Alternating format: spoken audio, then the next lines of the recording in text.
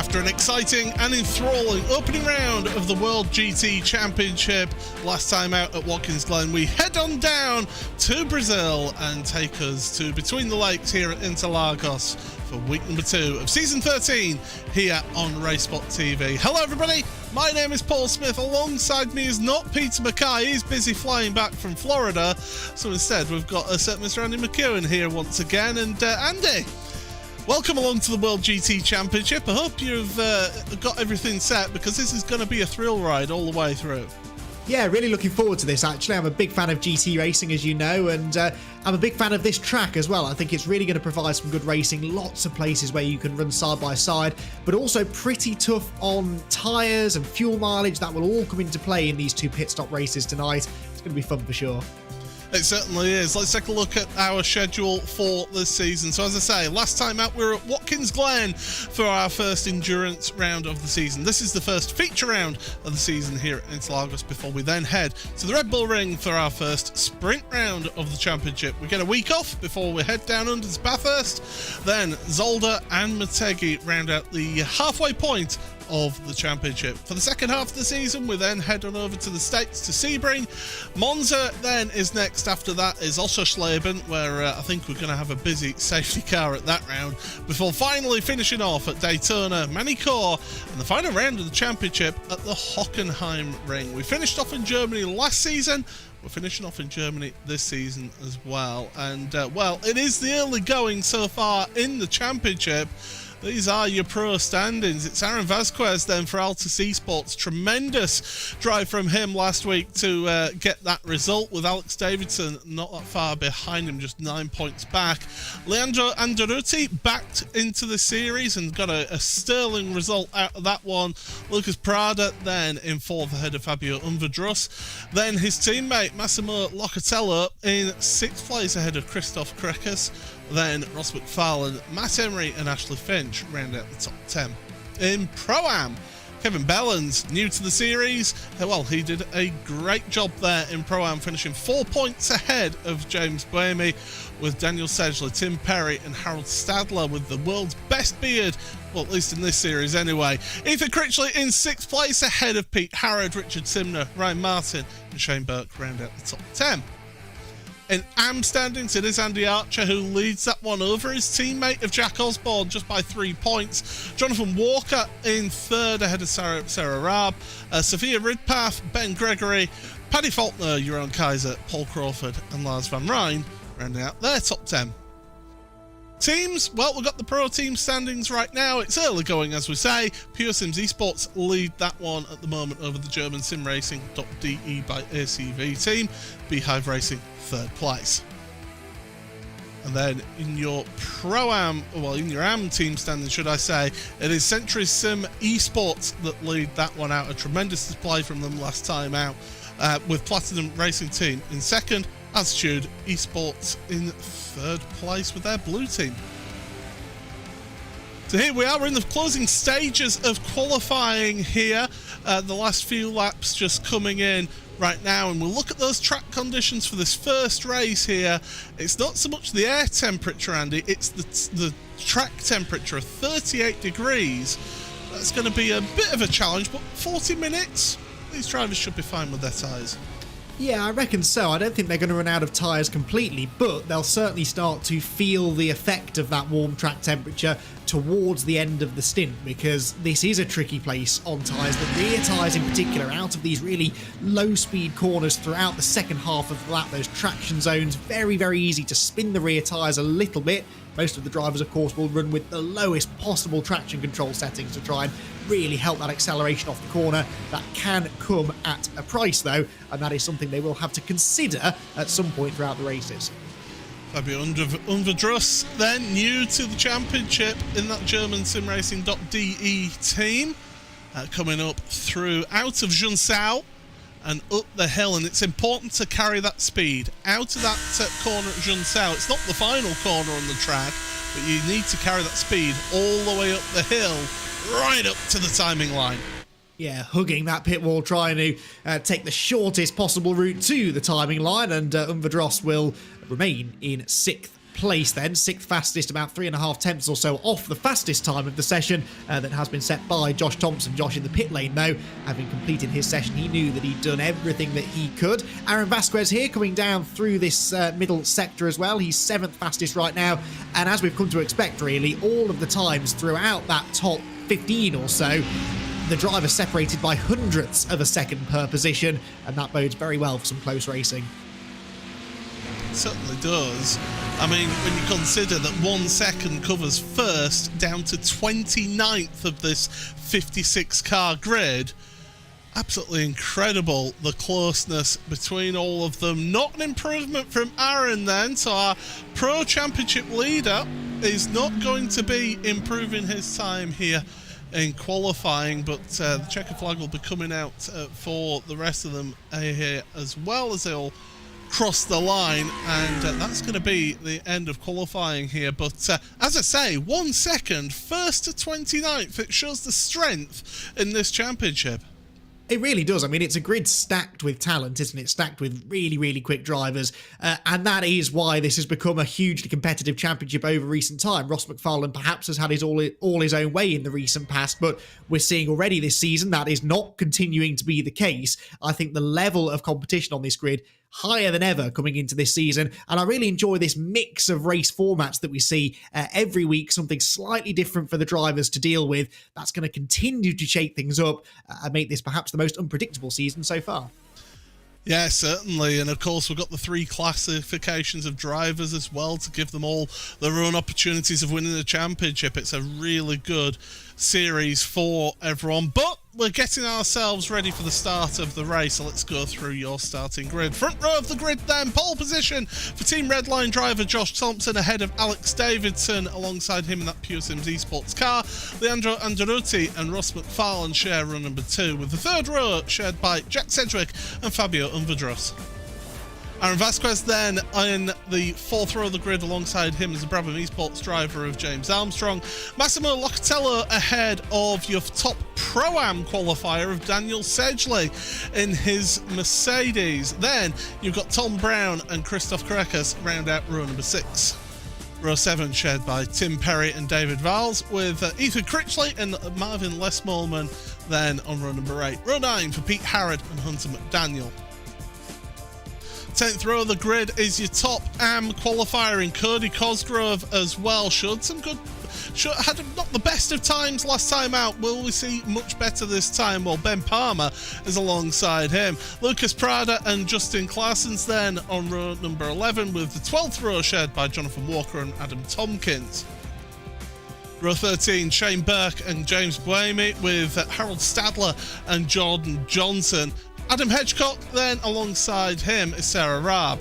Kevin Bellens and Dan Blackwell then on row number 16. 17th row is Ashley Finch and Richard Simner, with Andy Archer and Jack Osborne on row number 18. 19th row is Sophia Ridpath with Jensen Adriansons. Jake Cherrill and Maciej Sakovic then on row number 20, with Jim Whitehouse and Daniel Nolt on the next row of the grid.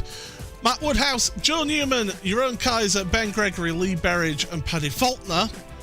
And we still carry on with the grid. It's a huge grid here. Paul Crawford with Lars van Rijn then, with Brian Sohn, Tristan Iglesias, Adam Watson, Ryan Martin, and then the final 2 is Aaron Rose and Dara Adriansons. 56 cars here. What could possibly go wrong, Andy? Well, you were nearly out of breath just reading the grid, and I think if we can get them all through this first sequence of corners in one piece, that will be a little bit of a miracle. I know we've been saying how talented a grid of drivers this is, but you can put any group of drivers on a track like this with a grid this size and still expect a little bit of drama through those first few corners. It's such a pinch point into the centre S's, and everyone knows the importance of track position. 40 minutes is not really, in the grand scheme of things, a long time, so track position lost in the first few corners, it might take you the rest of the race to try and get that back. So expect a real high intensity level on the run through the first corner, a few corners, and perhaps 1 or 2 casualties.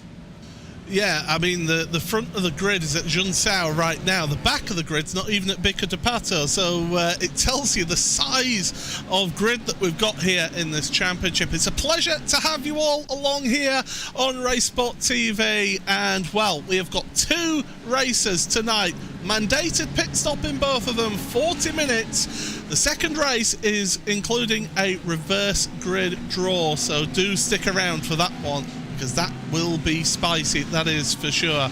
But the drivers getting themselves set then with this rolling start. The Porsche iRacing safety car will dip off into pit lane, and it's all on Josh Thompson bunching everyone up. The green flag is in the air. We're underway here, and already we're going 3, 4, 5 wide down towards turn number 1 into the center S. Can they all make it through here cleanly? Around the outside, Alex Davidson trying his best. There's a little bit of a bunching up further back, but so far, so good here.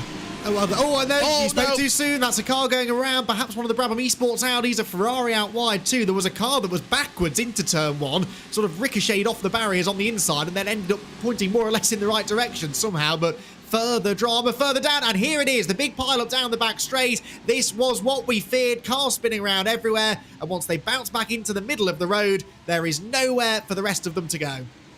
Yeah. Nowhere at all. Absolute just carnage, pandemonium in that run down the Retta Aposta. We have got a safety car called, so that means that drivers will bunch up out there on track. And what it does mean as well, Andy, is for those drivers who have got involved in that incident, it gives them an opportunity to use their free repair. They've all got a 1 fast free repair here, so they can get themselves onto pit road, get the damaged repair. They're not completely out of this race. Yeah, and that really can only be seen as a good thing, because many of the drivers, in fact the majority of drivers that were involved in that, were involved through absolutely no fault of their own. As we said, they just had nowhere to go. They got ricocheted into by other cars. Not really their fault that they sustained damage. So I think this is a sensible call. We'll definitely see pit lane become a pretty busy place as well. Is it too early for other drivers perhaps to think about making their mandatory stop? I suspect a little too early still. If this had been maybe in 5 minutes time, we might have seen a bit more activity, but the leader's staying out. I expect quite a lot of activity though for those who are carrying damage.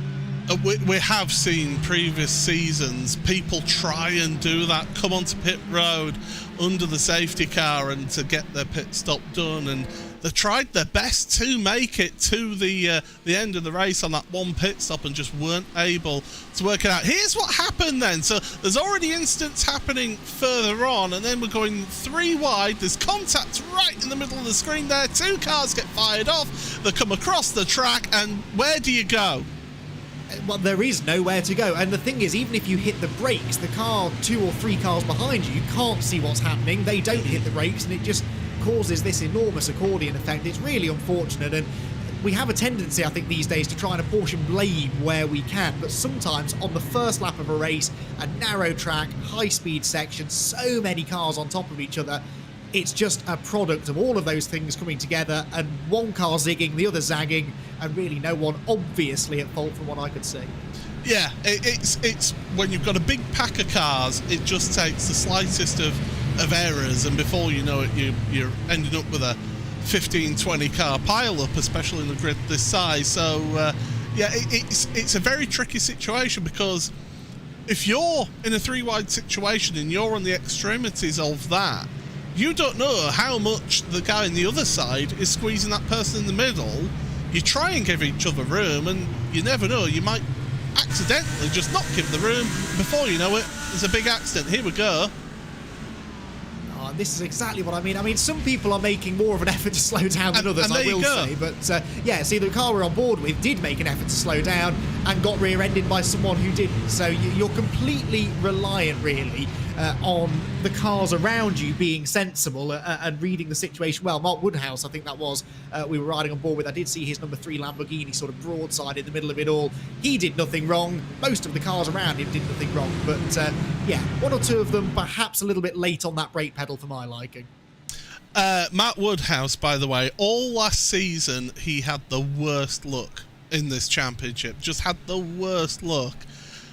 last week I was saying, oh, maybe this is a turn of things. Well, it doesn't appear that way. He's just in the wrong place at the wrong time. Once again, here's another look at that incident. This is another on board with Adam Watson. Now, Watson's always quite gets enthusiastic, and he does manage to get that through with minimal contact.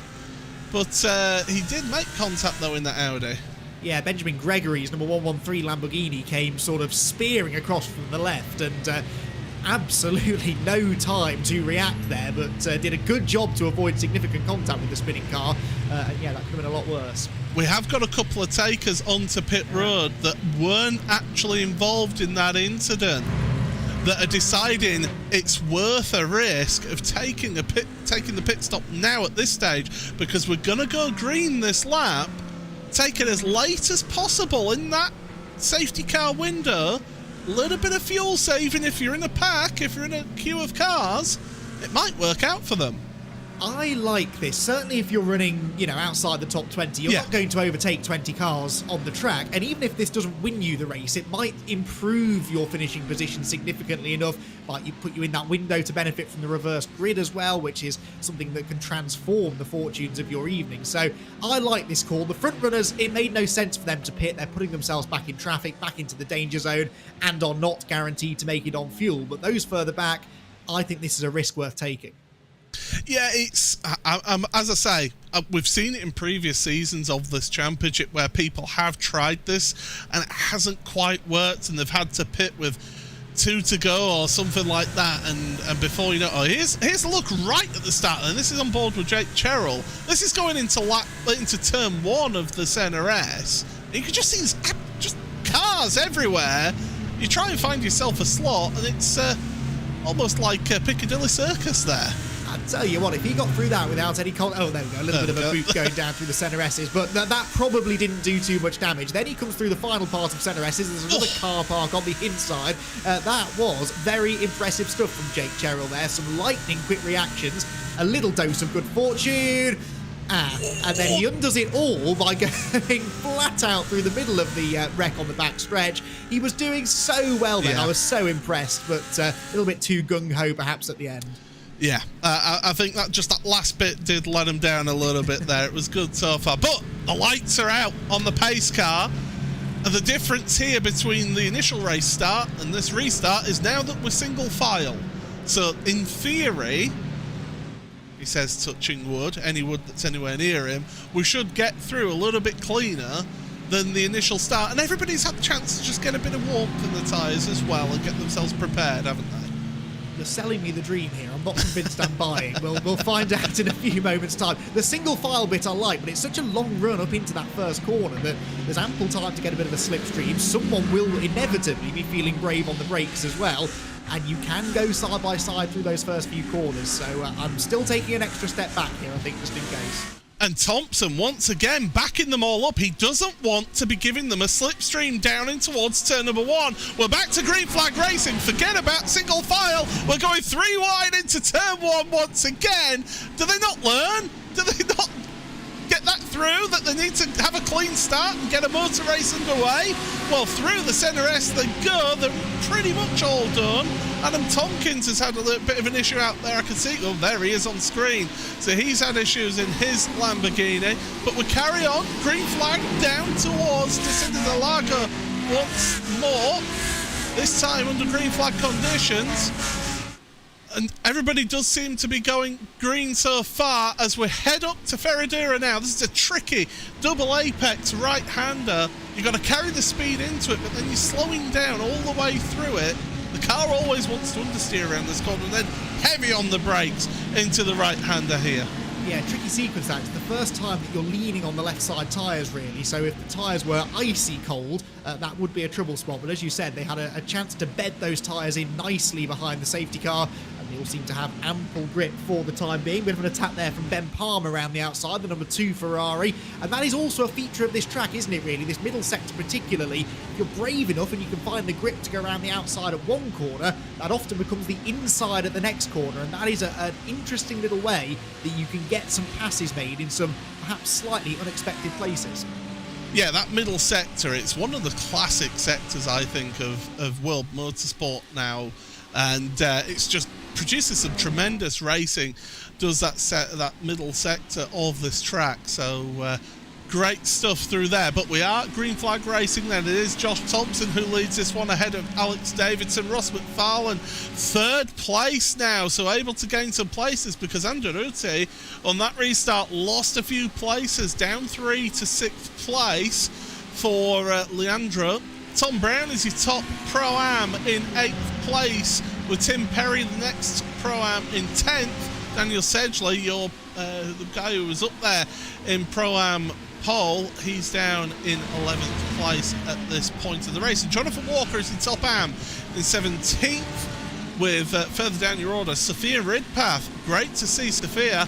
The next Am, second place, but down in 27th. And Adam Hedgecock is third place Am in 29th overall. But with just under 30 minutes remaining here, plenty to get on here, but also plenty of tactics to get on with as well, because strategy is, if you've got a pre-planned strategy before this race, that's just been thrown out with that safety car.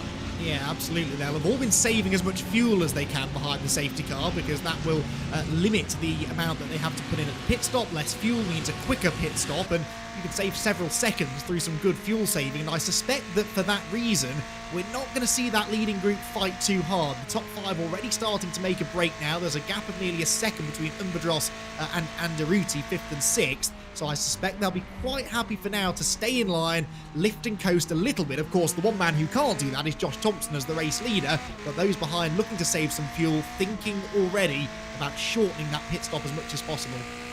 Now, Tim Perry is a big fan of a team. I can't pick out which team is a big fan of, but certainly loves his motorsport and always gives us some thrill rides with his races. Of course, race winner last season at Daytona International Speedway. So certainly somebody who can get a race win in the right circumstances in a Pro-Am, but certainly in that Ferrari, it's going to be, with the balance of performance, it's going to be a little bit interesting how that goes for him.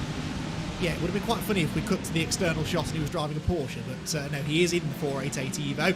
A car that I'm personally a big fan of. I think it's the most user-friendly of the GT3 cars on iRacing. You can just jump in it, within a couple of laps you're up to speed. It doesn't try and send you off into a barrier at every corner. It's a really nice car to drive, and good to see that it continues to be competitive in this championship. This particular one, though, is under a little bit of threat, and as they make their way up towards this final sequence of flat-out left-handers, the slipstream starts to kick in, and he might now just start to feel the need to defend a little bit the inside line towards the centre S's. Let's see if that attack comes. Again, though, most people, I think, content just to run in line apart from the car in the background that dived for the pit lane. Yeah, Daniel Sedgley making that move on Tim Perry into turn number 1. Ethan Critchley and James Armstrong deciding this is the moment to head on to pit road and get things. Oh, Tim Perry, what on earth has happened? He's got a platinum car in front of him. He's got another that's gone along past him.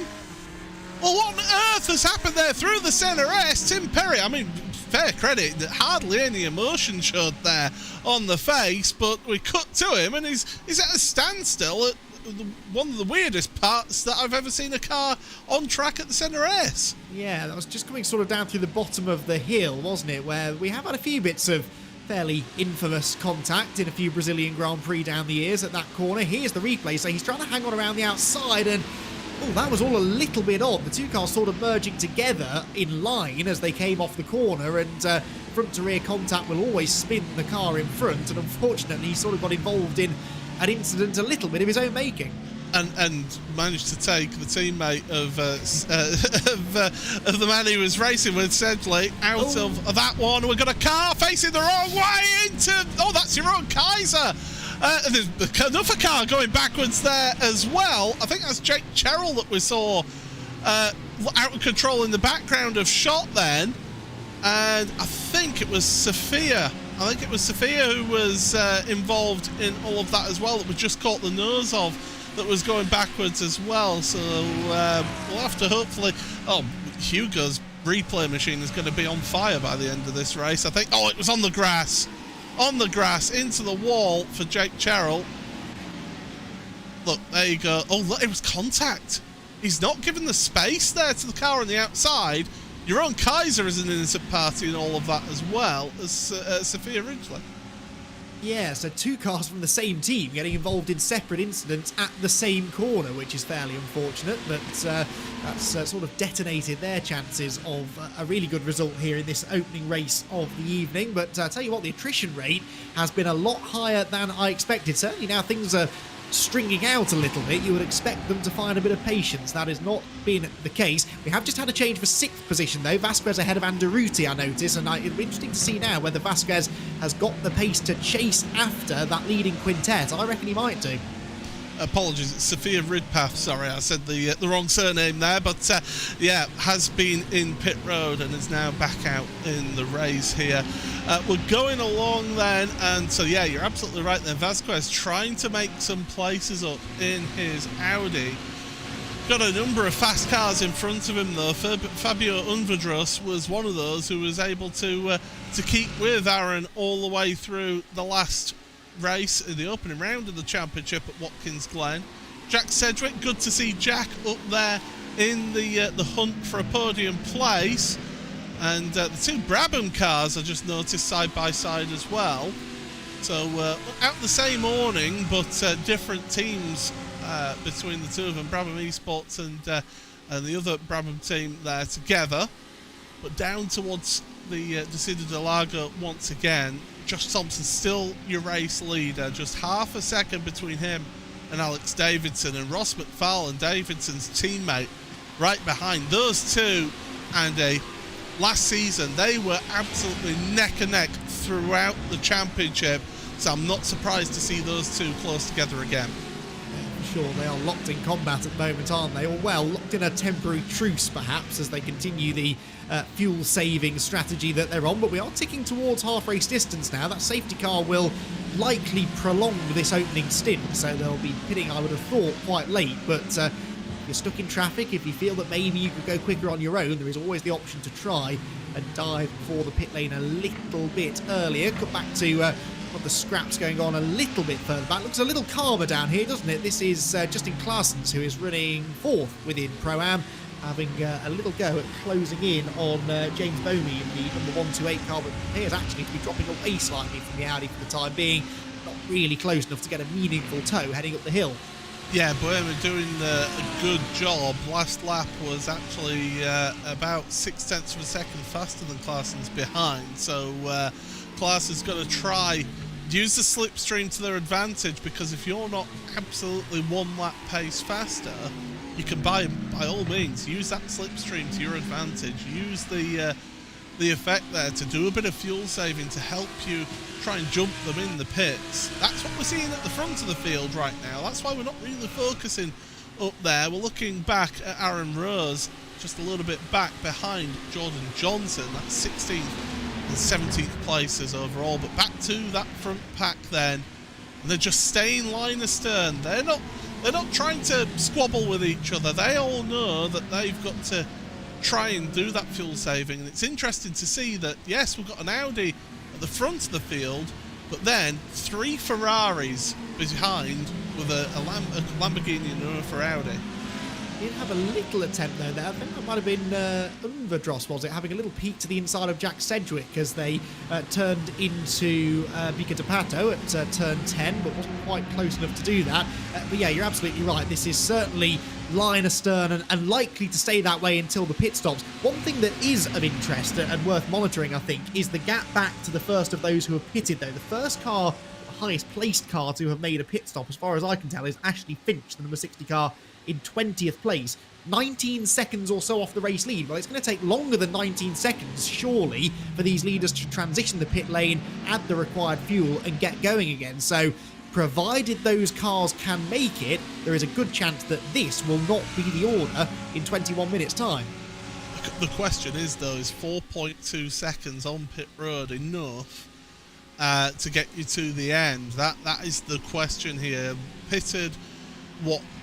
Basically on the first lap after the safety car was called, so it's a question of, did Ashley just pit straight away, get some fuel and try and get a good bit of road position ahead of the rest that have pitted out there here in this race.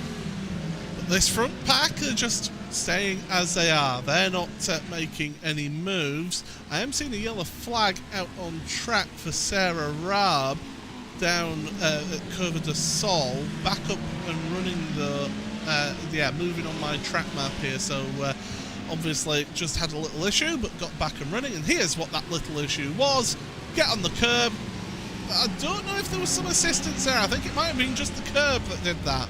Yeah, if there was contact, I think that it was after the initial slide began, and that just looked like you said, a bit too much curb and a bit too aggressive perhaps on the right foot. Like I said, the drivers will want to turn that traction control down as far as they can. The same with the ABS, because they just sort of interfere and slow you down. Racing drivers want to go as quickly as possible, and they'd much rather manage that traction on the exit of the corners with a deft right foot. But that means that you've got to be very, very careful, especially through a compression like that, not to light up the rear tyres. So I suspect that's what caused that there, but no major damage done. A very gentle nudge into the barriers. That won't have even put a dent on that tank-like BMW.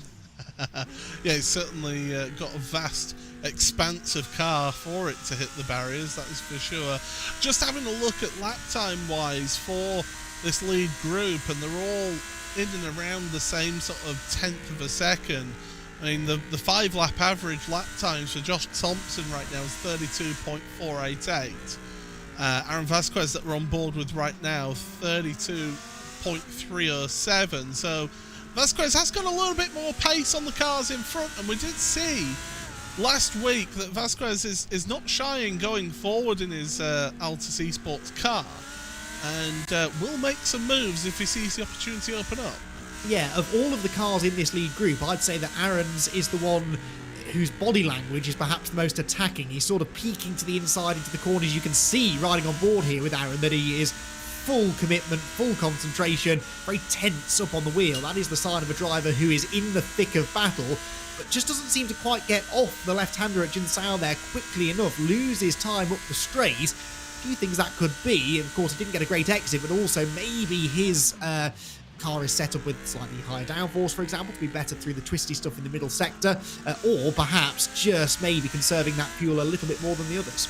Well, did you hear that little dip of the clutch towards the end of the straight there, trying to get every little eke of every little last drop of virtual fuel out of that car to try and do the best that they can. We are past the halfway point of the race, by the way. Adam Hedgecock is the next one on pit road and out and away. And of those that have pitted under green flag conditions, I'm seeing around about the 6 second mark for being stopped in the box. Compared to Ashley Finch, who was 4.2 seconds on the box on that opening lap of the safety car. Oh, that's going to be tight. Ashley's going to have to have the lightest feather touch on the throttle to be able to make that work. Yeah, I mean, running back in the pack, you've perhaps got more of a chance of doing that. The pace inevitably isn't as quick. He's lapping a second a lap slower than the race leaders, so that perhaps is a sign that he is saving a little bit more fuel, whether intentionally or not. And it's kind of worth a punt, isn't it? Even if he does have to come in for a splash and dash at the end, he had his moment in the spotlight, gave himself half a chance at competing for a really good result, and wherever he ends up, it should hopefully be higher up than he began the race in the first place. Leaders staying out again this time, so they're clearly going to just try and drain the tanks as much as they can, but there is a dive up the inside. Now, that is interesting. That is Sedgwick up the inside of McFarlane for third, so he's grown tired of running in live, perhaps feels that he's saved enough fuel now that he doesn't have to worry about that, and it's time to go forwards. Well, that I am a little bit surprised by that from Jack. But again, he's a very capable driver. Ross just having a look there, getting in the mirrors just to say, yeah, I'm here. Maybe Jack was feeling a little bit of pressure from Aaron behind and thought, do you know what? Let's just get a car between me and Aaron just to ease that pressure just a little bit, and I can be looking forward in all of this. A car that you want to keep an eye on, though, is a car right in the back of this lead group, which is Leandro Anderuti in that Porsche. That car last week proved to be the most frugal car out there on track, and it was that strategy, looking after the fuel, that really helped Leandro through to such a good result. But shorter races, it's going to be a bit of a question as to whether that will have the same effect here this week. Yeah, but that's a good trait to have, isn't it, really? And even in this short race, the fact that we have this limited fuel load for all of the cars does mean that, you know, it will favour drivers who can run fast while still saving fuel. It's a very difficult thing to do. I personally struggle with it immensely. I can do one or the other, but trying to maintain this ferocious pace at the front of the field whilst also being economic on the fuel is not easy. So any driver who has a knack for that is going to have a small advantage here. It will be smaller than in a long race, of course, because the stationary time in the pit lane is so much less, but given how close they are, Paul, even if you can save half a second in the pit lane, could gain you a place on track. James Buemi from the Pro-Ams is onto pit road, deciding that now is the time to make that pit stop and to get that fuel on board and back out again. I don't expect to see anybody taking any tyres in this race, although James is actually on pit road for a little bit longer, so maybe potentially got himself a penalty of, say, a stop and hold penalty. As around goes Ross McFarlane, and I have a funny feeling that was assisted right there. I think so, and perhaps all of a sudden it makes sense that Jack Sedgwick wanted to get away from the Audi number 44. Here's the replay then. There's a bit of real estate between them with all concertinas together, and Vasquez just takes too much speed through the corner. Didn't really read the situation right there. And it's quite simple, really. He punts the Ferrari round, and Ross McFarlane has every reason to feel frustrated at that. Your pro champion will not be happy at all. In the touring car series, I've got on the wrong side of Ross, and you don't want to face that wrath, I can tell you. But Ross, he'll get back at it. He'll get back into a rhythm, get into a routine, and try and get the laps in. But that's just separated that front three now ahead of Aaron Vasquez, because Vasquez, even though he did make contact, just had to get out of it. That's just allowed that front three to break away, and if they can break away, they could be running away to the hills. Yeah, absolutely. This is an important couple of laps for Vasquez, who'll also be feeling the car out to check whether he's sustained any damage to the front of the car. The aerodynamics on these GT3 cars can be a little bit fragile, a little bit sensitive to contact like that. It wasn't a big hit, but even a slight loss in straight line speed could affect you around here, particularly heading into the closing stages. But the gap seems to just be creeping back down again. I think he's okay, but it's a decent gap that he has to bridge, and he will want to get back to this lead group before they start peeling off into the pit lane. Yeah, just under 13 minutes remaining here in this opening race of week number 2 of the World GT Championship, brought to you by 3M and Simutech here on RaceSpotTV. Paul Smith and Andy McEwen bringing you all of the action here, and Lucas Prada just losing a place to teammate Ross McFarlane. Prada put on a good display last time out in his Mercedes, but that Mercedes does not seem to be the favoured car around this track here this week.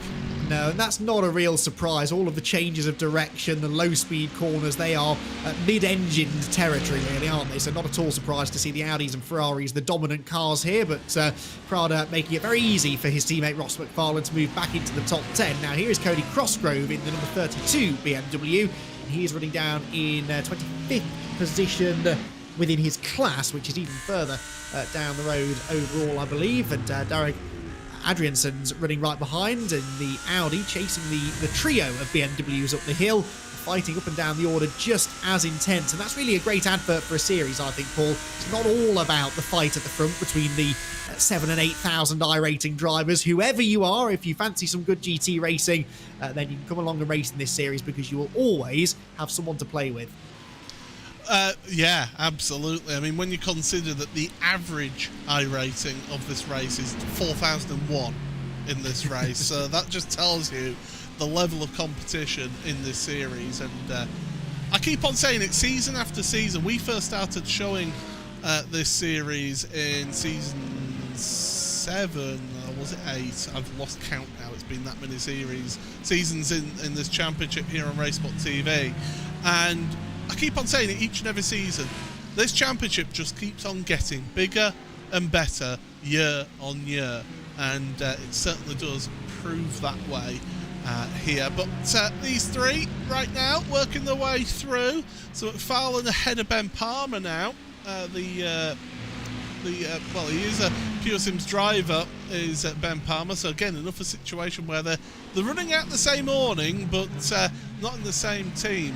But looking forward, Vasquez is gaining a little bit, but not actually too much. Although I say that, about 2.5 tenths last lap.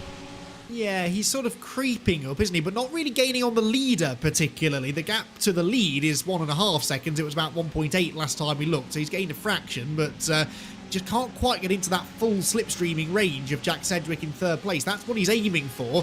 He can get within another couple of tenths closer, maybe. He might start to feel that effect. Sedgwick peeking to the inside of Davidson into the right-hander at Ferradura, but that's not really an overtaking opportunity unless you're already fully up the inside.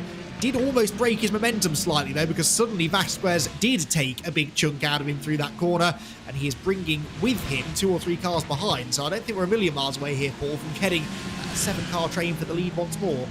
Yeah, Fabio Unvadros and Leandro Andaruti and also Christoph Krekes are those that he is dragging along with him now. And a little bit of lap traffic ahead. Ben Gregory is the lap traffic just ahead of your leaders here in that boosted car. Question is, where do they catch him? If they catch him in the wrong place through that middle sector, that can really throw a cat amongst the pigeons here. But it's only him and then Jeroen Kaiser a few seconds ahead of him that the traffic, so it's relatively clear. My question to you, Andy, is do you catch up to that lap traffic and think, right, I'm pitting now, or do you try and work your way through depending on where you catch them? I think if it's just the odd car, which at the moment it is, 1 or 2 cars running on their own, I wouldn't let that impact your strategy too much. If suddenly a group of 3 or 4 battling cars appear on the horizon, well, that is probably the time to think about adjusting your strategy. But look, we've only got 8.5 minutes to go, so they're going to have to pit at some point soon anyway. As I said, that safety car period allowing them to save a bit more fuel, that will extend this opening stint slightly, but only by a lap or so. So wouldn't be surprised to see them diving for the pit soon. The back marker gets out of the way though, really heads up driving there, saw the leaders coming, saw the flashing of the lights from Josh Thompson, and realised it was time to get out of dodge, pulled to the right. No real point in getting in their way, and so they're not impeded in one bit. Aaron Rose and Pete Harrod have been on pit road for their pit stops now, so they're going to feed in further down the order. But yes, in this series, unlike most series actually, this series they do ask that if you are getting lapped to try and assist the leaders past you out there, and certainly it really does help keep these lead battles together. I'm not always in favour of that. I always like leaders having to work their way through, but for a race of this length or a 20-minute race, I can maybe understand that you've not got the time there. Just help assist and stay out of trouble. Yeah, it's a tricky one, isn't it? In a longer race, then I think there is a little bit more of an argument to say that actually lapped cars should be allowed to fight for their position on the lead lap. If it's a 24-hour race, for example, well, okay, you're about to go a lap down, but maybe that's because you're on a different pit cycle, and actually when things all even out, you're genuinely fighting those cars for position. So yeah, in a longer race I agree. In this one though, I do think, especially with the size of this grid, you don't want any extra sort of issues that might impede the lead group and cause a bit of an extra concertina. So I think sensible rule really, get out of the way when you can, don't pull wildly out the way at an unexpected moment. But yeah, that was well handled on that occasion. Hopefully the message gets through to the other drivers, because there will be more lappery to be done, I suspect, before the flag. I believe that Dara Edrinson has got a drive-through penalty and is just serving that right now. So it's 13 seconds cone to cone for the drivers to traverse the pit lane. Meanwhile, Jack Sedgwick making moves on Davidson, and that's allowing Thompson to just get a little bit of a gap to second place. And when it comes to the pit stop, half a second, especially with this tighter field, could be all the difference for Josh. Yeah, Davidson just made a small mistake in Tamika DePato, just outbraked himself slightly, and that lost him momentum. It gave Sedgwick the chance to get a run on him, but ultimately not get past him. They're closing back in again, though. I think the power of that slipstream up the hill, enough to drag them all back together. and it's like nothing ever happened. But just a small little mistake there from Davidson. Very easy to do when you're running in the pack. You get a bit of dirty air in these GT cars, and just the concentration required to run inches away from the car in front and inches ahead of the car behind. Eventually a little mistake will come. I am intrigued though, Paul, to know when these pit stops will come. Only 5.5 minutes to go. They're running out of laps on which to pit, and I reckon we're still waiting for about a dozen cars to make that stop. Yeah, it's around sort of 13 or so cars, isn't it, that are yet to give us a pit stop in this. As you mentioned earlier, the first of the pitters is Ashley Finch, 14th place right now, up 19 places gained for Ashley, so has a little bit of a gap. I've got about a 9-second gap between Ashley and Justin Claessen's out there, so will gain some places, but the question mark still hangs over Ashley as to whether he has enough fuel left in that car. Drivers that we do think are okay though is Locatello, Ethan Critchley. They're in 15th and 16th places right now, so they could be on for a good shout at a result, considering they're what, 29 and 32 seconds behind your race leaders, about 21-22 seconds from cone to cone. And speaking of race leaders, well, we've got a bit of pit stop action here. Jack Sedgwick, the latest one, onto pit road. Yeah, brings with him Christoph Korekis as well, also from that lead group, and Tom Brown and Ben Palmer as well, the top two Pro-Ams who were a little bit detached from them. So this is significant. Don't speed in the pit lane. Don't miss your pit box.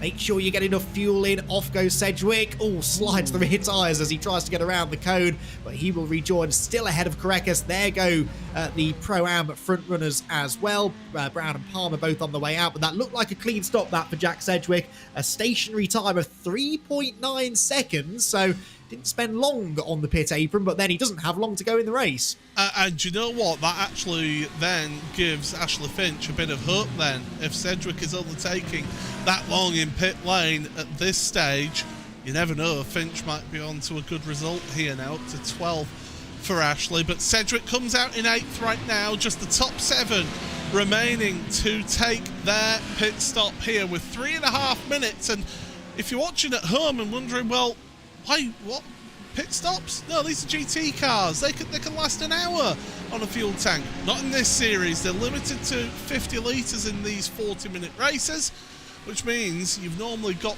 normal circumstances, you've got 10 minutes of fuel that you've got to get on board. I think Josh Thompson is going to head onto pit road here with the behaviour of that car, and he does. Yeah, but intriguingly, Davidson and Anderuti stay out, so that surprises me. In though come the 2 Audis and the Lamborghini, some would say the 3 Audis, down onto the pit lane, and this will be interesting. Where will they come out in relation to Jack Sedgwick, who was 16 seconds behind them at the moment? The others are going to have to pit next time, because that will be, I think, the end of the penultimate lap. There is Sedgwick into turn 1. Paul, this is going to be close. It is going to be close. Out of pit road they go, around the corner. There is Sedgwick, and look at that in shot. There's Vasquez. There is Josh Thompson. Sedgwick's got a little bit of a draft to help him here as well, but it's not going to be quite enough. And in fact, he could potentially get boxed in by lap traffic. And that was Ben Gregory just getting out of dodge there, saying, no, you 3 go past. I'm not getting involved in that one. He wanted no part of that at all, did he? But well done there for Sedgwick, actually slotting in just ahead of Vasquez, just behind Thompson. Now, Thompson was the leader, remember, at the point at which they pitted, or at the point at which Sedgwick pitted, while they had Davidson between them. There is no space for Davidson between them now, so either Davidson's going to come out ahead of them, or behind them, or just alongside them. Either way, the next pit exit that we will see from Davidson and Anderuti is going to be very exciting, because actually, Anderuti is closing in on Davidson as well on this lap. So they're all coming together with a lap to go this time. Oh, it's going to be tight. And the thing is, they are mandated to make a pit stop. It is in the regulations, and here they are then onto pit road. Davidson and Anderuti in towards their pit stall. It's a long old pit lane here as well. Especially on pit exit, you can't go absolutely flat chatters all the way out there. The leaders are coming past in towards the centre S now. What can Davidson do? Has this worked out for Alex? It's going to be close, but he's got that one. And Leandro Andaruti, he's going to potentially be in second place here. And I think what did that was they had a clear route into pit lane. I think the other three pitting together, they perhaps held each other up slightly on the way in. And by doing that extra lap, which, hands up, I thought was a mistake actually at the time, could have been a race-winning move there for Alex Davidson, who not only has the lead, but has the best part of a 1 second lead over Andaruti in second place, and then a further 3/4 of a second back to Thompson. So Thompson suddenly fired himself a 1.5 seconds off the race lead, and I just think that was coming into the pit lane with other cars. That's not necessarily the quickest way to attack that pit entry. And do you know what? This could well be, and I think it will be, the final lap of this race as well. So getting that pit stop right at the very death then for Alex Davidson. Through the final few corners they will come, head on down towards Junsao for the final time here. Davidson turns left, climb uphill. You've got to get a good run out there. Leandro Andaruti in that Porsche, tremendous drive, just sat and waited patiently in that group, has jumped a whole number of cars, but it's Alex Davidson who will see the checkered flag here in the opening race of the evening. Across the line they go. Who will it be between Cedric and Vasquez though? They were side by side across the line, and I believe it was Cedric by a hair. Wow, that was as close as you like. There goes Tom Brown. He's your Pro-Am winner. 9th place for him. He's ecstatic with that. It will be second in class for Ben Palmer. And Ethan Critchley, I think, will come home third in class. What of Ashley Finch, by the way? Well, he was 12th at the end, so that early pit stop under the safety car really did pay dividends for him. Jonathan Walker, meanwhile, is going to come through in the 3M UK Ferrari to take the AM class honours. Yeah, great drive from Jonathan, the man behind 3M.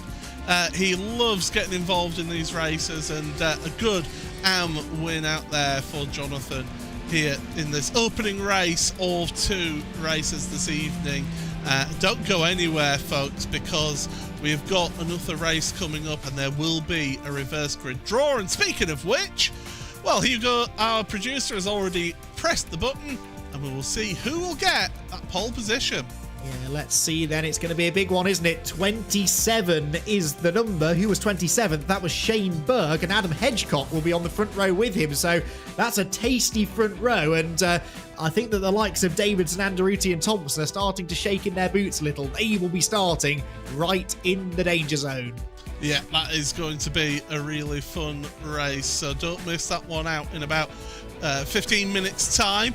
But let's go through then your provisional results of race number 1 of the evening. Alex Davidson for Pure Sims Esports wins that one in his Ferrari ahead of Leandro Andaruti, second place. Once again, a good result for Leandro.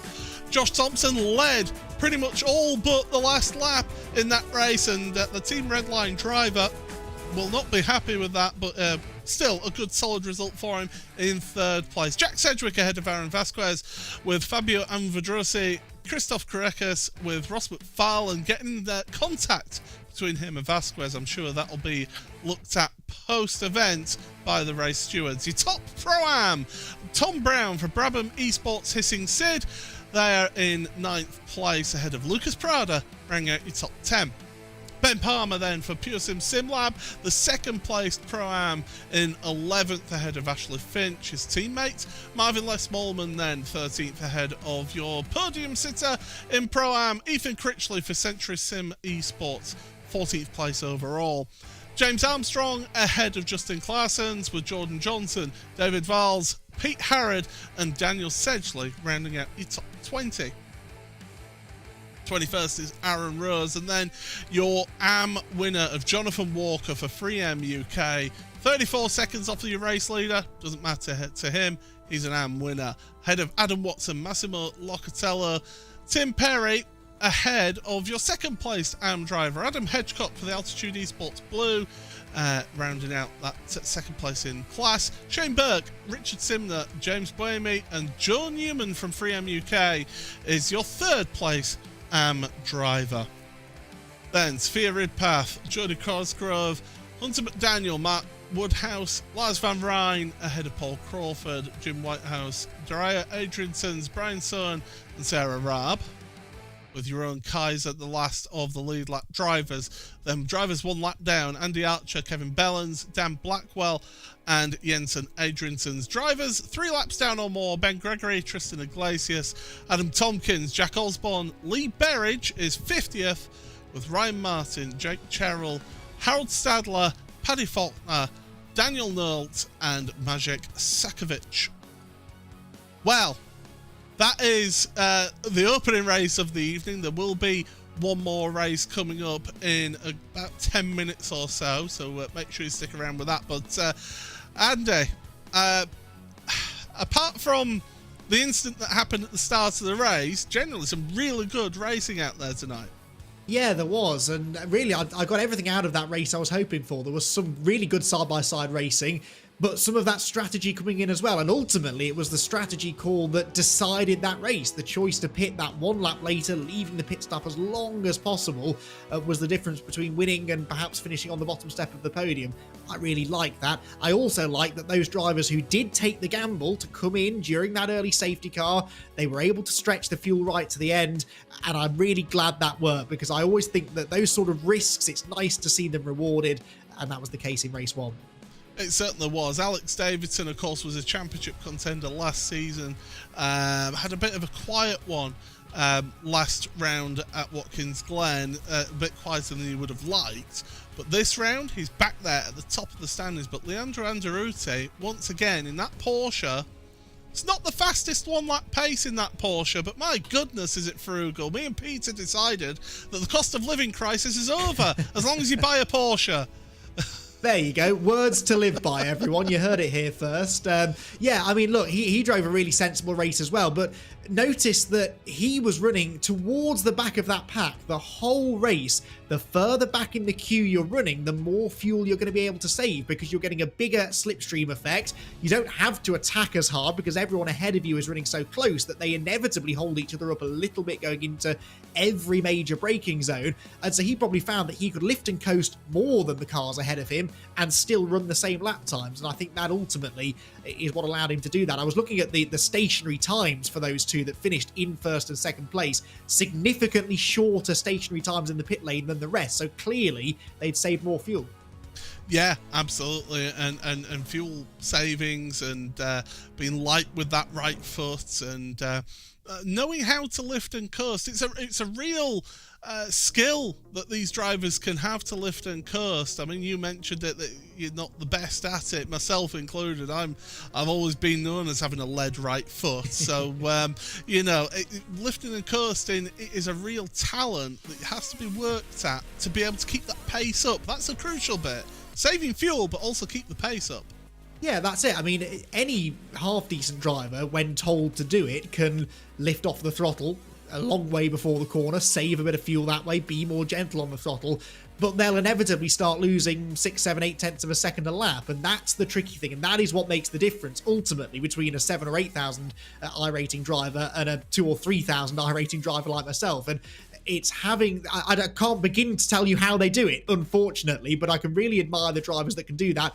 And all the while, they're in close combat as well, knowing that if they do mess it up, there are going to be consequences. One of the problems I run into with lift and coasting is that I kind of lose where the braking point should be, because I'm now arriving at the corner at a very different speed than normal. So easy to overrun a turn and run into the back of someone. Perhaps that's what happened to Vasquez when he had that little bit of contact with McFarlane going into the tight right-hander there. Maybe that's what that was as well. When you're lifting and coasting into the turn, it does play havoc with your braking points. It does. Worth touching as well, Tom Brown, your top Pro-Am here, getting into the top 10 overall, and that's on pace as well. Tremendous drive from the Pro-Am driver to get that Pro-Am win and to finish in the top 10. Yeah, and I'll always have admiration for the Pro-Am and Am drivers, because I mentioned this danger zone a lot. Well, they live in the danger zone. They're always mid-pack, qualifying outside the top 10, around 15th to 20th or so. That's where the shenanigans can occur in the early stages. As we saw in that race, the big crash happened somewhere around 15th place, I think, going down the back straight. And it's a little bit of a roll of the dice. There are things that those drivers can do to avoid getting caught up in incidents like that. And you do tend to find that within those lower classes, it's always the same kind of drivers that are doing well and scoring podiums. And that's because not only are they quick, but they know how to avoid the incidents. They've got good reactions, they're sensible, they don't take too many risks, and that really is a big part of how to be successful in the Pro-Am and Am classes. Certainly is. Jonathan Walker, it's worth pointing out as well, finished 22nd overall. Only actually gained one spot, so he was there on pace. But it's worth touching on that reverse grid. Shane Burke, a Pro-Am, and Adam Hedgecock, an Am, starting on the front row of this next race. I mean, what a tremendous opportunity for those two drivers to score some significant points here in the second race.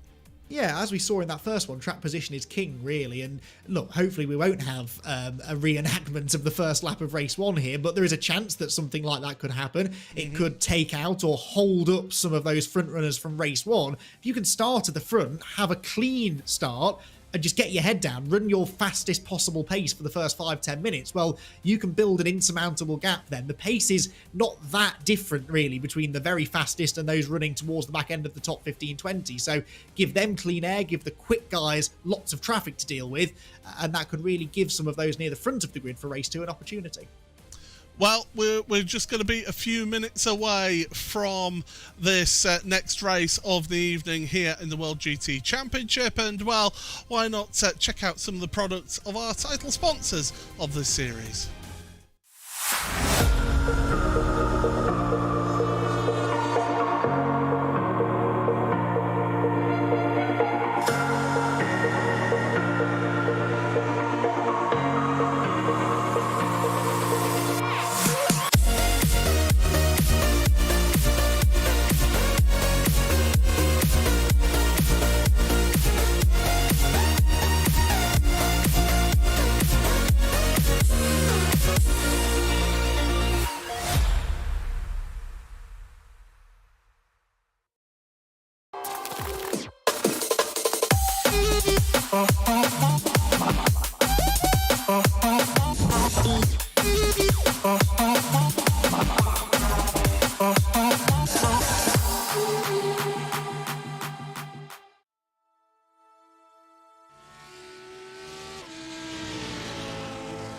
Well, here we are then. Thank you very much for sticking around with us here on this Monday evening for the World GT Championship on RaceSpotTV. Paul Smith and Andy McEwen here on commentary. Hugo Luis is our producer here tonight, and he's putting us under a lot of pressure to get corner names right, since we are in his homeland here in Interlagos. And one big point of this server right now, look at that track temperature.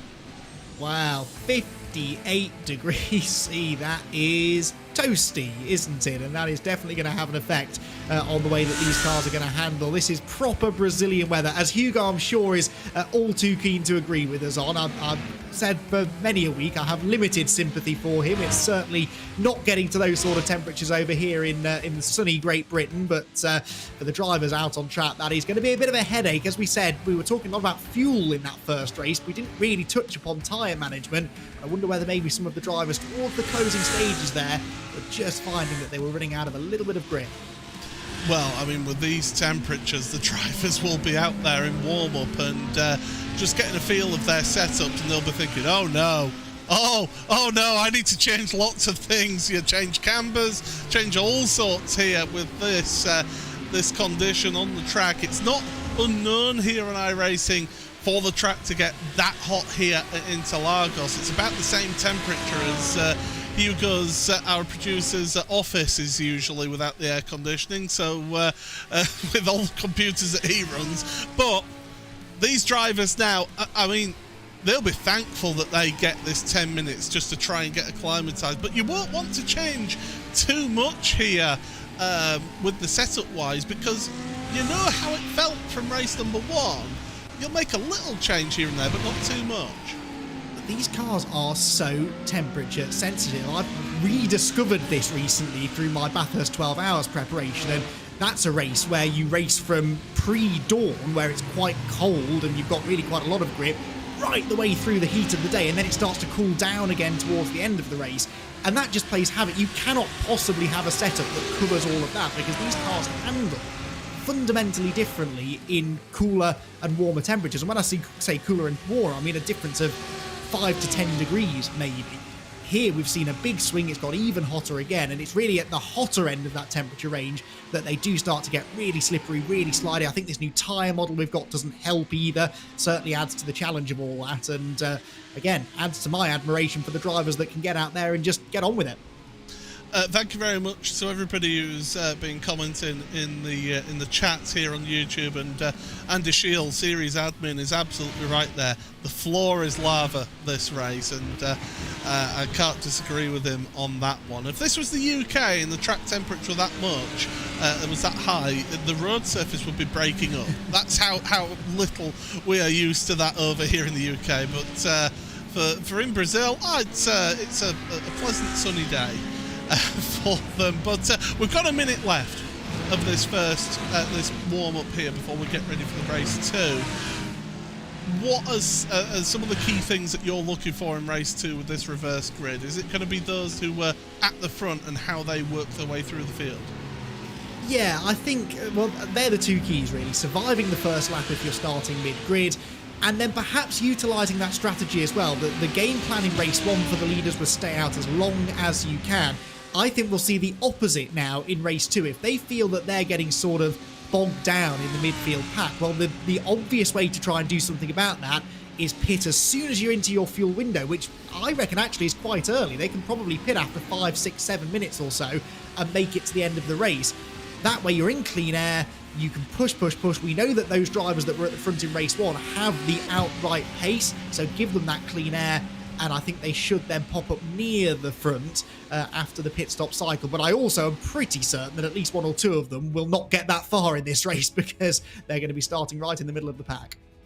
Yeah, so we'll get ourselves set for the second race here this evening in the World GT Championship. As I say, pleasure to have you all joining us here and watching the broadcast, and hope you sit back with a beverage of your choice and enjoy this one, because we certainly will. And we will get you your starting grid then. Shane Burke then for Beehive Racing on pole position. Alongside him is Adam Hedgecock in that Altitude Esports blue car. Tim Perry, Adam's teammate, starting in row number 2, along with Massimo Locatello. Getting all my words mixed up there in row number 2. The pro driver, that's a good shout for a potential race win. Adam Watson and Jonathan Walker, row number 3. Aaron Rose and Daniel Sedgley then on row number 4, with the 5th row shared by Pete Harrod and David Valls. Jordan Johnson and Justin Clarson's row number 6. The 7th row of the grid is James Armstrong and Ethan Critchley, with Marvin Lesmorman and Ashley Finch then on the next row. Ben Palmer and Lucas Prada on row number 9. The 10th row of the grid is shared by Tom Brown and Ross McFarlane. Christoph Karekas and Fabio Unvadrus rounding out the next row of the grid. Aaron Vasquez and Jack Sedgwick on row number 12. 13th row is Josh Thompson, alongside him Leandro Andaruti. Alex Davidson, your race winner in race number 1, starting 27th, alongside him is Richard Simner. 15th row of the grid, James Bleamy and Joe Newman. Severe Redpath and Cody Crosgrove then on row number 16, with Hunter McDaniel and Matt Woodhouse on row number 17. Lars Van Rijn and Paul Crawford, 18th row of the grid. Jim Whitehouse and Drea Adrianson's row number 19, and Brian Sohn, Sarah Roab, row number 20. Jeroen Kaiser and Andy Archer then, along with David Bellens, Dan Blackwell, Jensen Adrianson's, Ben Gregory, Tristan Iglesias, who's not had a good race at all in the series and so far. He's starting down there in 47th. The rest of them on screen right now. Once again, we've actually lost 1 car here today in the second race, but drivers at the front of your field. Shane Burke is going to be the one taking us away in that Beehive car. You've already called it. Survival of lap 1 is going to be a big key thing here. Tyre preservation and fuel conservation is the other big key here. Yeah, and what I've learned about this tyre model is that the damage you do to the tyres on the first couple of laps will really come back to bite you later on. So although it's tempting to go hell for leather now and try and really push hard in the early stages, it's not necessarily the most sensible thing to do. So lots for the drivers to think about here in these opening minutes. Pace car pulls off into pit road. It's Shane Burke who leads us away. Green flag already, and they're a bit slow off the front row of the grid. And look at that coming through the field then. Is that Tim Perry looking Shane Burke, and there's contact. Bang, bang, there's cars around. 2 Century Sim Sport cars. Oh, there's even more going off in the CNRS. Cars absolutely scattered everywhere throughout that corner. Oh my goodness, and they're still carrying on through the right-hander of the CNRS, Curva del Sol. And once again, unfortunately, the safety car is out. Yeah, they didn't even make it as far as the back straight that time, did they? That all went wrong before the CNRSs, during the CNRSs, and probably just on the exit as well. I think there were a couple of cars going off the road. It all winds out, though, with Shane Burke leading, Adam Watson second, and Aaron Rose third. So an all-Pro-Am top 3. One driver, in fact, a couple of drivers of note, though, who did make progress through that. We've got Ross McFarlane, who was a bit out of position on the grid, remember, after his race 1 spin. He is running a very strong 9th at the moment, just behind Fabio Unvadros. Jack Sedgwick is in the top 10 too, and Lucas Prada and Josh Thompson just behind. So most of the heavy hitters from race 1 managed to get through that, but not all of them. I think there's still a bit of organisation going on out there as to people trying to sort themselves out behind the pace car, but that wasn't even into turn 1. They were banging doors and spinning going into turn 1. There, here we go. Here's a replay, and you look at it. We've got a car bouncing off the walls, off the pit wall. I think it was one of the Pure Sim SimLab cars. Now, whether they got helped into the pit wall or whether they just had to dodge out the way of somebody and then hit the wall and bounces them across the track into just absolute carnage. Yeah, it was really hard to tell from that perspective what happened, but I think it's just a squeeze. They were at least 5 abreast, maybe 6 or 7, and there just isn't the space for that. And it's very easy for us to sit here and say, well, someone should have backed out of it. You shouldn't be taking those risks, but you really can't go anywhere. If you back out of it, you'll get run over from behind. If you try and go left, there's probably a car there. If you try and go right, there's a car there as well. So sometimes it's a collective responsibility just to sit in line into that first corner, and sadly, as soon as 1 or 2 go against that script, then there really is very little anyone else can do. Yeah, I mean, we saw that in race 1, didn't we, with Mark Woodhouse? He backed out of the incident and got absolutely clattered from behind. There's the turn 1 then, and there's just cars getting pinballed left, right and centre. We've got cars turned in the middle of the track there, in the middle of the CNRS, and then cars returning to the track, then causing more carnage on the exit of the CNRS. Yeah, I hadn't spotted that, so I wondered why we then had another accident on the exit of the CNRSs, and you're right, that was cars that had taken to the grass in avoidance, sliding back onto the road. Again, though, you and I both know, and I'm sure many of our viewers do as well, that the grass is like ice in iRacing, especially down a steep hill like that. So, you know, if you slip out onto that, cold tyres especially, maybe you picked up some steering damage through contact as well, it can be almost impossible to slow the car down. So one of those things that often looks worse than it was. I didn't actually see a lot of really silly driving there. I do think it was just too many cars into too tight a corner. Yeah, and I have a funny feeling that the race stewards will be wanting to have a word with basically the entire grid and going, right, you know, come on lads, you know, it's a long race. You got plenty of time. You don't need to win it on turn 1, lap 1. But how many times have we seen, not just in virtual racing either, we've seen it in the real world as well, that people just see the red mist descends and they just go for it straight away. Yeah, absolutely, and we're talking fractions here, only very, very minute mistakes. And here you can see it. So the cars that are coming sliding down the grass, they are on the brakes. I guarantee you they're on the brakes, every single one of them. And they all do, most of them actually did quite a good job to avoid careering into other cars. But even on the brakes, it just locks up, slides down the hill, and there's nothing you can do. Now, Paul, what do we reckon? Pit stops perhaps behind the safety car. This was the winning strategy, or a strong strategy in race 1. Some temptation, but none of the leaders taking it. We've seen a few people cycling it. Josh Thompson is one of those onto pit road. Wow. I mean, I didn't expect him to be one of those rolling the dice here, but with a lap to green, because we're going to be going green this time, he saw it happen last time. Oh, here's a good shot from Unvadros. So yeah, there's 5 wide into turn 1. That's never going to work. And Unvadros manages to find the one hole out there on track. And then bang! No. So nearly.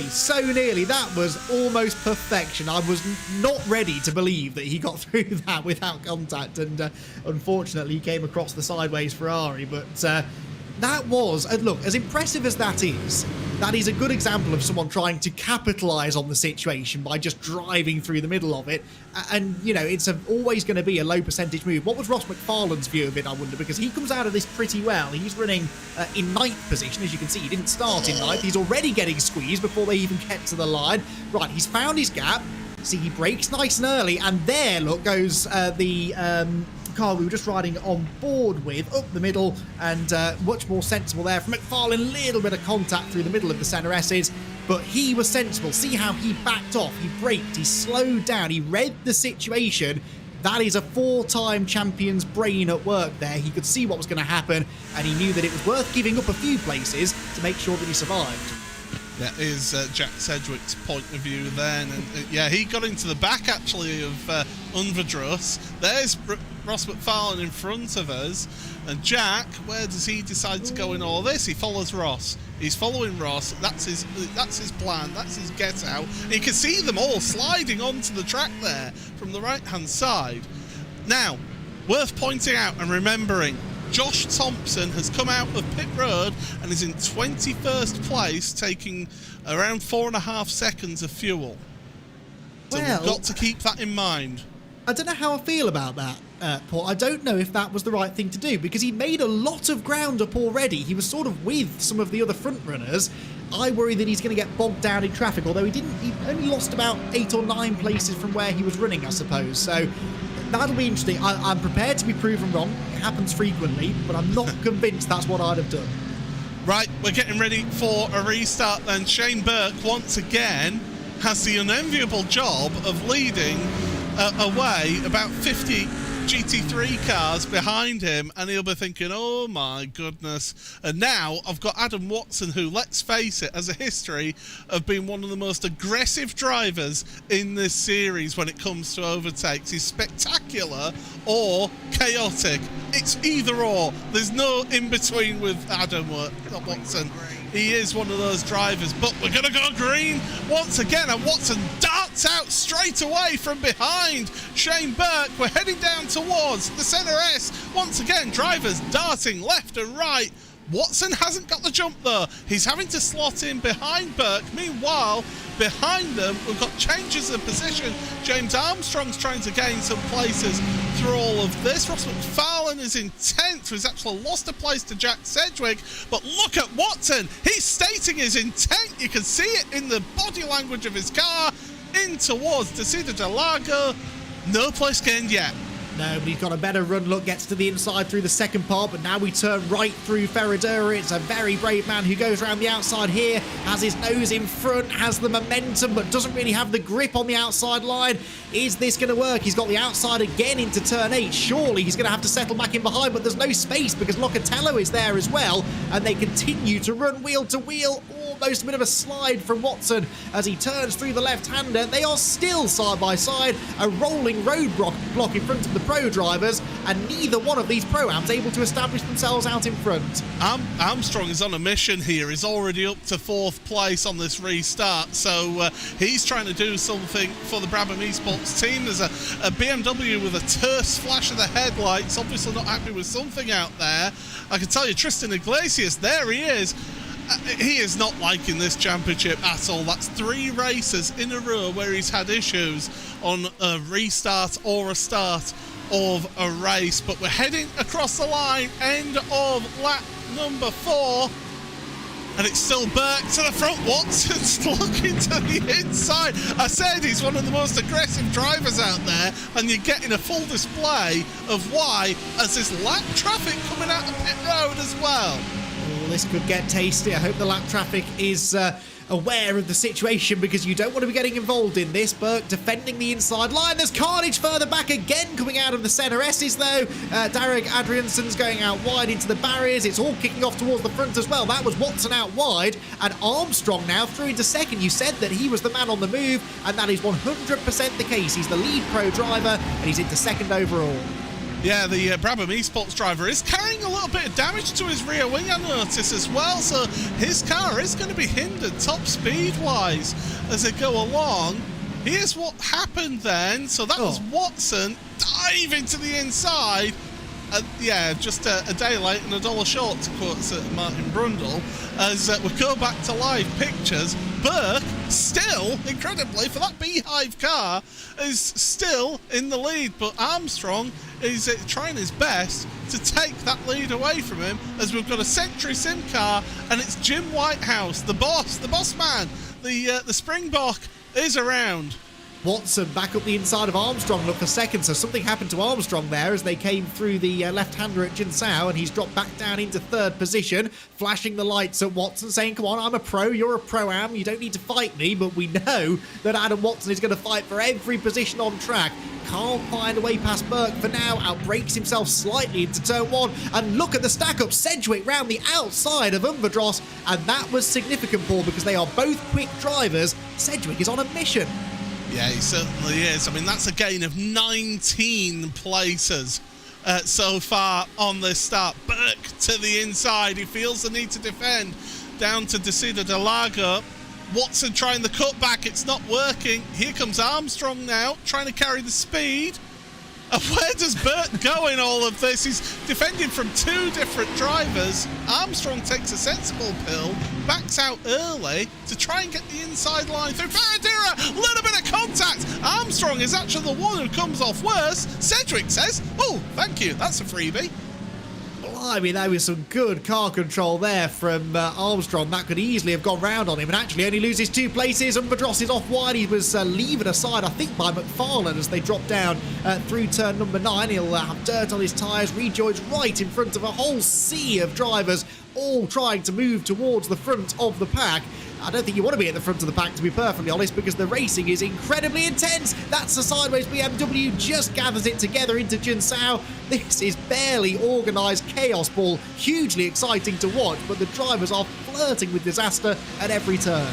They certainly are, but it's thoroughly entertaining in the way that a car crash is entertaining in some cases, as long as you know everyone's okay.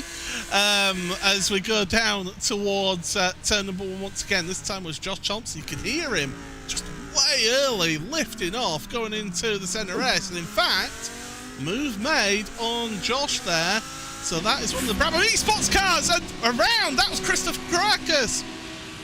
Yeah, I'm not sure what happened. I didn't see if there was contact. We'll have to get another look at that. But his car, I think, is sporting a bit of rear-end damage anyway. You can see his wing damaged in much the same way that his teammates is. And so in the end, Josh Thompson manages to hang on to what is 14th place. And Paul, he's only 6 seconds off the lead. This is actually working out pretty well for him. And I think I might be about to be proven wrong, because if he keeps this sort of distance to the leaders, he should easily beat them all once they all stop. Yeah, you can hear just how significant his fuel saving is having to be here, though. Sedgwick and Watson have finally made it past Shane Burke at the front of the field, though. So what Sedgwick needs right now is to try and run away at the front and to try and gap out and get the gap over Josh Thompson, because he really is the big competition in all of this. There's Aaron Rose, one of your Pro-Ams, second place in Pro-Am right now as Fabio Umvadros goes past him. Your leading Pro-Am is still Shane Burke, who's now actually dropped down to 4th because James Armstrong has made it past up into 3rd place in this race. But with just under 26 minutes remaining, it's been absolute carnage, chaos, disorder.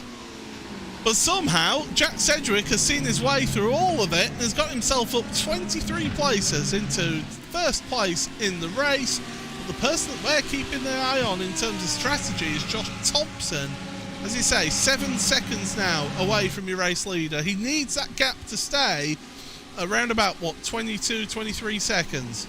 Yeah, and I think he should be able to do it, even if he gets a bit held up by the cars ahead. Eventually, they will start peeling into pit lane as well. So I think he's in good shape here, but watch with interest the lap times of our new race leader, because Jack Sedgwick, as you said, will have his head down and he will be pushing hard to escape. The other Ferrari to watch is the number 1 Ferrari, isn't it, of Ross McFarlane, on the tail now of the Watson and Armstrong battle for second position.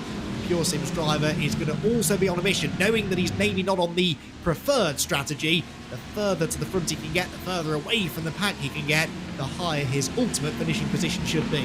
We just saw Alex Davidson making a move on Adam Hedgecock for 9th place overall. So there's some really big movers in this field because of the carnage that we had right at the start of the race.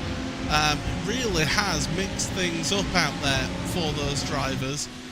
But as we say, those track conditions will not be helping things either as we get further and further into this race. Those drivers will be absolutely hating these cars by the end of this race, just with how hot that track is out there. It's almost reaching 59 degrees now, is that track temperature, so it just keeps on getting hotter. Down through the Centre S once again. This is the Centre S is basically the little connecting point of the old circuit. The old circuit used to go straight on where you turn left for the Centre S and carry around a big bank section. It used to be a really long high-speed track, did this one. Yeah, absolutely. But even the modern version is a real driver's favourite, actually, particularly for open-wheel drivers. I think it's a fun track to drive in a car that's got lots of downforce. I'm not convinced many of these GT3 cars have as much downforce as they had when they started the race, because they've almost all been involved in at least one accident, but still certainly a fun place to drive. And actually, if you're comfortable with a car that moves around a lot underneath you, then these high track temperatures possibly won't be making as much difference. As we have a spin, and that is Watson, is it not? Pointing the wrong way. I don't know if he had a tap there from the car behind, and very close indeed for that was Josh Thompson, wasn't it, taking very narrow avoiding action. And did you notice not a single change of expression from Josh? It was, oh, there's a car there, okay. I think that's the difference between yourself and I and Josh, is we'd be reacting with no, don't. And he's just like, oh, yeah, that's just a chicane. He had one hand off the wheel then, almost as if he was checking his nails as he came through Junsao. Just so lackadaisical, doesn't seem to care at all what's going on around him. It is funny, though, you find that you do get into the zone when you're in a situation like this, and you'll get to the end of the race and you can't even remember half of the things that happened around you. You just dealt with them and moved on. That's the way it has to be. The side-by-side battle there going down through the Senna S's, but they will settle out in exactly the same positions that they were previously in, and that was Davidson, I think, trying to fend off Umbadros. Those two have been tied together for a while now, and Umbadros, despite the early progress that he made, has now kind of got stuck in 8th place.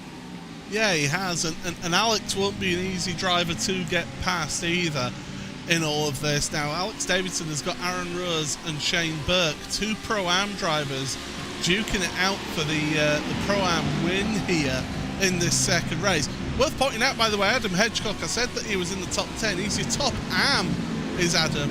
9th place overall in this race, and if he can stick it in and around that top 9, top 10, into top 15, he's onto some really, really big points here today in his championship. Side by side still, Umbadros not able to make that move on Davidson, and Davidson, I just get the feeling that he's just trying to find his spot and find the place to make that move on those cars in front. Yeah, he'll probably be keen to get past the Pro-Ams ahead of him, although actually I don't think they're that much slower than him, really, so you might be right. Let's see, though. He's got the run here on Aaron Rose in the Audi, and I think he's going to be tempted into having a go into the Senna S, pulls to the inside, and I've noticed that all race long so far, Aaron has been very, very gentle with the pro drivers. He's not been defending from them, not been fighting them too hard. When you compare that to the likes of Adam Watson, who, by the way, has just made his pit stop, having had that spin a couple of laps ago, Aaron has been going about this a very different way, and I think that's probably the sensible thing to do. For the Pro-Ams, it's not really all about trying to win the race outright. It's more about doing well within your class. And now Davidson up the inside of Berg, who appears to have the same sort of mindset.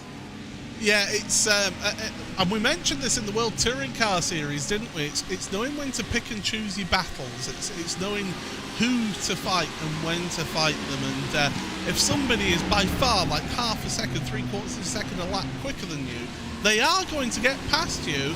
But it might help yourself by just tagging onto the back of them, using their slipstream to get you a little bit of lap time, to then push yourself forward in the field that way. Yeah, and it's amazing the amount of people who don't really think like that. And I get it, you know, the adrenaline's up in the middle of a race. You just want to fight for every position. But ultimately, it's not really the sensible thing to do. Unvadros now at the inside of Berg, who is now under threat, actually, from Aaron Rose for that class lead. So the orange-fronted Lamborghini and the white Audi behind, they are the top two Pro-Ams. And they've got Sedgley not that far behind as well. So top three Pro-Ams in pretty close company now as we move into the second half of the race. Daniel Sedgley, who didn't have the best of races in race 1, another Pro-Am, is 3rd place in Pro-Am, 10th place overall right now. So Aaron Rose is heading towards him because Lucas Prada now, there you see him in that Mercedes, making the move down the inside, and the long wheelbase rumbling engine of that Mercedes. I tell you what, you don't just hear that Mercedes engine, do you? You feel it in your chest. I'll never ever forget the first time. I mean, I had heard the car in the flesh a few times, but when I first heard it in the flesh at Spa on the run up through Blanchimont at the end of the lap, and the way it reverberated off the trees and off the hillsides, it really did sound like nothing else on earth. We don't have favourites necessarily as commentators, but the AMG is definitely my favourite of the GT3 cars. It looks the part, it sounds great, and it's a very, very effective piece of kit as well. Prada there negotiates Burke nicely into Ferradura, and are we going to have a lead change in the class? No, not quite. Rose having a go, and of course he's got Sedgley right behind him now, which will only spur him on even more. Sophia Ridpath with the AM class lead at the moment, and there goes Josh Thompson. Wow, scything his way past Daniel Sedgley. Thank you very much. That's a position gained for Josh, so up a place now, and he's only, 10.5 seconds behind your, 11 seconds behind your race leader right now. He is in a extremely healthy position in terms of getting a race win overall here. Yeah, absolutely, and he's still picking his way forward as well. It's not like he's just sat in the train and let the race come to him. He's on the attack because, of course, there are other cars that were on his strategy, but he's gapped them. Aaron Vasquez, for example, he pitted during that safety car. Well, he's all the way down in 18th position. He's the next of the pro drivers to have made a pit stop already. So Josh has managed to put a big gap on the others that are on the same strategy as him, and that was important because it's easy to get sidetracked and think that, you know, you've got it in the bag now because of when you pitted. You've still got to beat everyone else who did the same thing, and that's exactly what Josh is doing.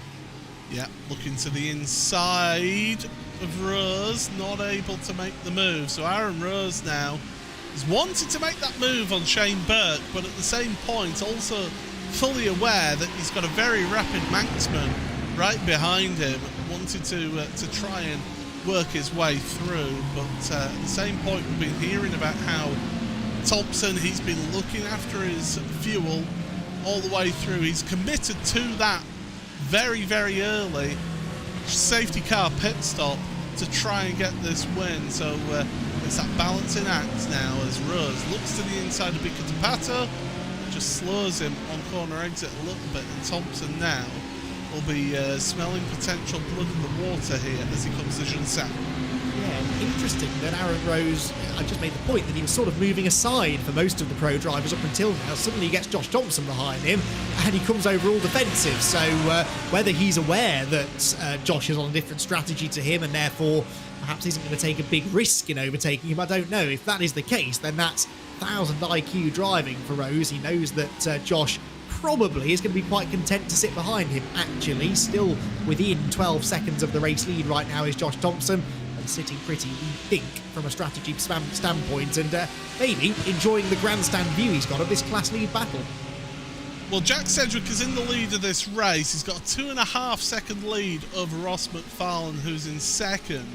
with James Armstrong third place. As there goes Thompson to the inside of Rose this time. Oh, Burke's run wide. Mistake from Shane Burke. Aaron Rose says thank you very much, and through it all, Daniel Sedgley says, all right, I'll take the Pro-Am lead in this one. His BMW gains 2 places in 1 corner. Aaron Rose will be spitting feathers. He finally let Josh Thompson go, passed up an opportunity to take the class lead, and ended up losing out to Sedgley as well.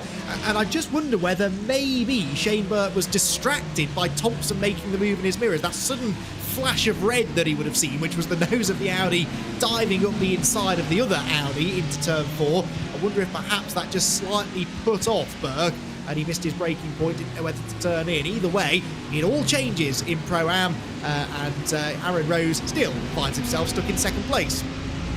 Yes, but now with a very, very large BMW M4 GT3 in front of him.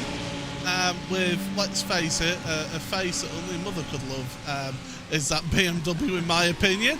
As across the line, now Rose is making a move here on Sophia Ridpath, your AM leader, into turn number 1, and the inside, squeezing there between the 2 of them, and Rose runs wide, and that's actually allowed Shane Burke to go back past, so Burke has gained another place.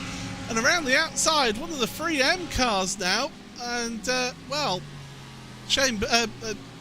Aaron Rose dropping behind now to 3rd place in class. Yeah, and I just think a bit of frustration creeping in for Aaron now. He's been really, really sensible, playing the percentages all race long, and I think in his mind he decided, right, now is the time to go on the attack for the lead. I'm going to get the class lead, and then I'm going to settle down again. And when that all went wrong, I think he's just sort of gone off the rails a bit and picked a fight there with Sophia that he probably didn't need to do, and ended up costing himself a few more places. But he's got a chance now just to regroup, settle back in again, and he's not out of the fight for a class podium just yet, although he's certainly made life a little bit harder for himself, that's for sure.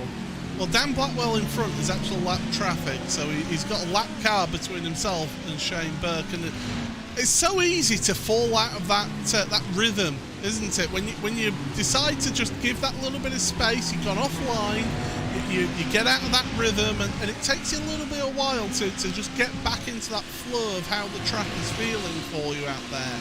And I think that's maybe what's happened here to Aaron, is that he's just got himself a little bit flustered, just needs to get himself under control and then get back to what he was doing so well. Yeah, and you can make the tyres angry as well by if you have a bit of a slide or a lock-up or something, then that doesn't help either with this tyre model, and I wonder if perhaps that's part of what it was. Right, we've got a few cars coming into the pit lane now, by the way. Ethan Critchley, I noticed, was one, number 97. Jensen Adriansens is in as well, but these are all cars running a little bit further down the order. As expected, the leader's staying out now. I think, Paul, if you stayed out to this point, you're staying out until the very end of your fuel range now, which is potentially very close to the end of the race. As we saw from race 1, they can make it basically until the last lap. Well, yeah, Jack Sedgwick will have seen that from race 1 and gone, all right, we're doing that today, are we? Right, let's try that. As down the inside, that was Joe Newman getting the move done on him by, I believe that was Hook McDaniel. Yes, it was Car 64, the Bramham Esports driver. He has pitted as McDaniel, so that is one of your pitters, whereas Joe Newman, that 3M car, has not yet pitted. He's got some company behind as Newman. That's Tristan Iglesias. I say he has not had a good start to the season at all. DNF in the first race at Watkins Glen. DNF in the first race of tonight. Got involved in the incident at turn 1 in this race. He just seems to have a bit of a magnet to his car. Yeah, and they can feel that way sometimes, can't it, as a driver, and it's easy to let that get you down as well when you are getting involved in these incidents. But it's a long season, there are lots of races, and you just got to kind of keep the faith that at some point it's all going to come back to you, and you will be able to get the results that you personally believe you're capable of getting. So I hope that his luck does start to improve, obviously carrying damage now in this race, but still going at least.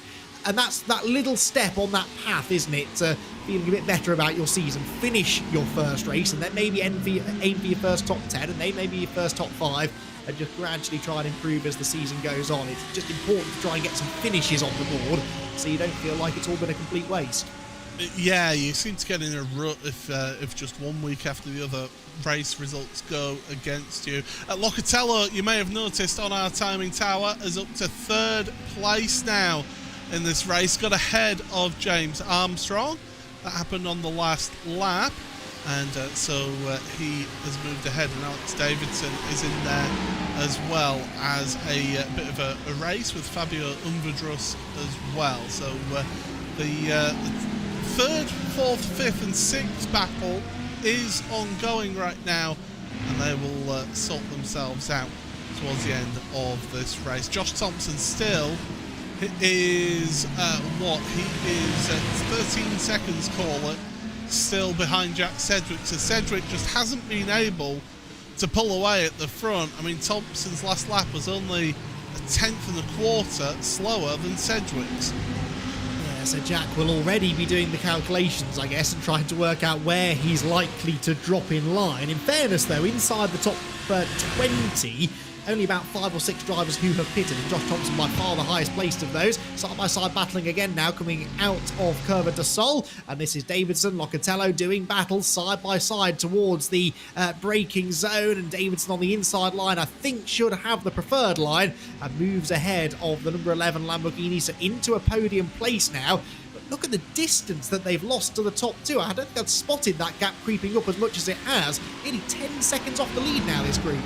And I think that's partly down to Davidson's broken rear wing. He was in 3rd place for a long time in this race, and the others have just been patiently waiting behind him. Well, now they've had to get past and make a move, because he was acting as a bit of a cork in the bottle for these other drivers. So Davidson, as you mentioned, in that Ferrari for Pure Sims Esports, up to 3rd place ahead of Locatello in the German SimRacing.de ACV car. James Armstrong for Brabham Esports, 5th place ahead of Fabio Unvadrus, the other German SimRacing car. So 2 teammates, 4th and 6th place there in that little fight right now. But Jack Sedgwick, Ross McFarlane, they've gapped these drivers out, and they'll be just praying that something goes wrong for Josh Thompson out there, because so far it's a question of Jack Sedgwick, Ross McFarlane, who finishes 2nd in this race. I think you might be right there, and 2.6 seconds at the moment, the gap between the two of them. But for the time being, Davidson getting away from Locatello now, who's got Armstrong looking to try and find a way through. James Armstrong in the Brabham Esports Audi takes a peek to the inside, ultimately not close enough. Josh Thompson in the background though, is going up the inside of Lucas Prada, so Josh Thompson is now 7th. And is starting actually to gain on the leader now, 13 seconds behind the race leader, and starting now to almost match the lap time, certainly of this group that have been fighting for the bottom step of the podium. Yeah, it is just incredible to watch. I mean, Sedgwick, it's a situation of a question of what do you do? Do you try and do the ultimate fuel saving at the front, not really gap out, and try and make your pit stop as short as possible? Or once you get to the front of the field, do you just try and run away and put in lap after lap after lap of absolute, basically Schumacher at Hungaroring in 1998, just putting qualifying laps for the rest of the race to hope to try and get that gap up enough to beat Josh Thompson? But either way, it's not working for him.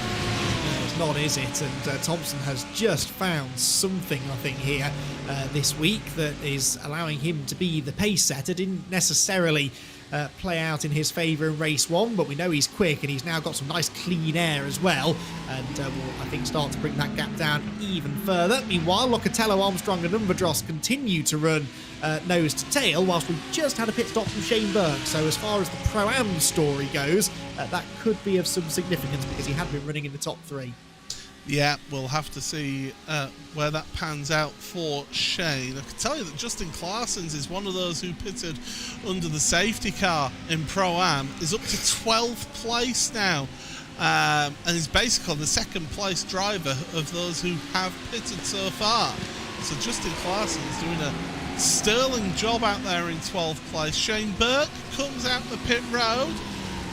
Looks like it's going to come out into that 19th, 20th place area. for him, so we'll have to wait and see. There we go. There's Shane on screen for Beehive Racing.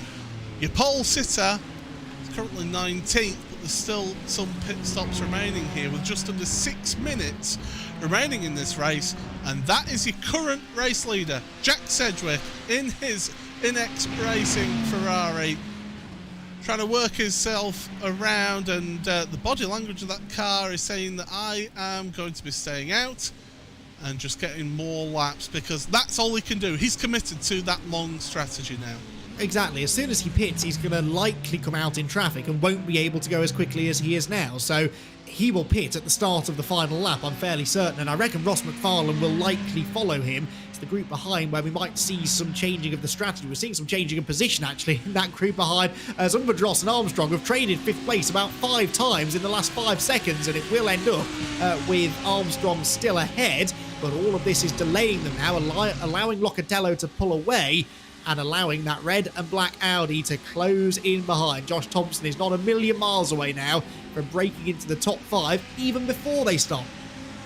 I think Dross and Armstrong were busy trading paints as well. They're trying to swap paint swabs, going, oh, that's a very nice shade of green that you got there on your Brabham Esports car. I think I'll have a piece of that and get it scanned for later on. But yeah, these two, they're at each other's throats and they're slowing each other down with all of that. And as you quite rightly say, Josh Thompson, he's dragging Lucas Prada and also Daniel Sedgley along with him is Josh now.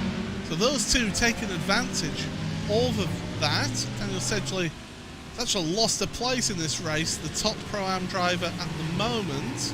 With Sophia Ridpath still the top am in 10th place right now, yet to give us a pit stop as well.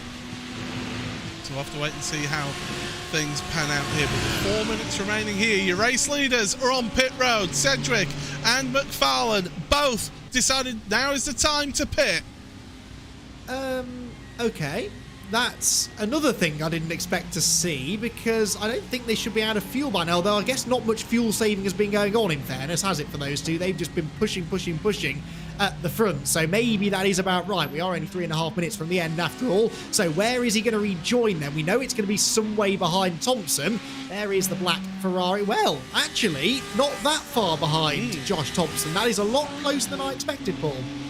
Yeah, and has he decided to pit now to give himself just the slightest glimmer of hope of being able to push on and to try and get the jump on Josh, knowing that Josh is having to do some extreme fuel saving himself in all of this, whereas Jack now, he's fueled up, he knows that he can get to the end for sure, and he's going to try and do that. So yeah, Thompson 3rd overall.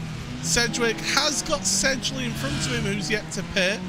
Armstrong and Davidson at the front have yet to pit as well, so they're the last drivers to give us a pit stop. We'll go through everything at the end of this race, but this has been an intriguing second race of the evening. Josh Thompson going for that long stint, pitted under the safety car straight away. He saw that it worked for some drivers in race number 1 and has decided, I will take a gamble on that working basically for him. Slower pace for the cars out there because of the hotter conditions. Alex Davidson, James Armstrong now onto pit road. Daniel Sedgley should also be heading onto pit road, and they do. So it's Thompson from Sedgwick from McFarlane. That's your top 3 here in your pro standings. Sedgwick was closing towards the end of that lap, actually, but it's back out to about 2 seconds, the gap between them then. And let's see where this all ends up then. He's running out of time, of course. Really only the 2 more laps to go. You can see Ross McFarlane is there in 3rd, the Pure Sims Ferrari. Vasquez, I think, will hold on to 4th. As the others start to merge back out onto the track ahead of Clarsons, who, as you said, was really the only Pro-Am frontrunner to make a pit stop under the safety car. So it appears, provided that they have the fuel to reach the end now, that has been the best strategy to have in both races, really. And Josh Thompson, as long as he makes it to the end, I think should be able to fend off Jack Sedgwick. He's got a bit of a gap as well. If he needs to fuel save a bit more aggressively on this final lap, he could do so. And, well, he's going to make up a little bit here, I think, for losing race 1.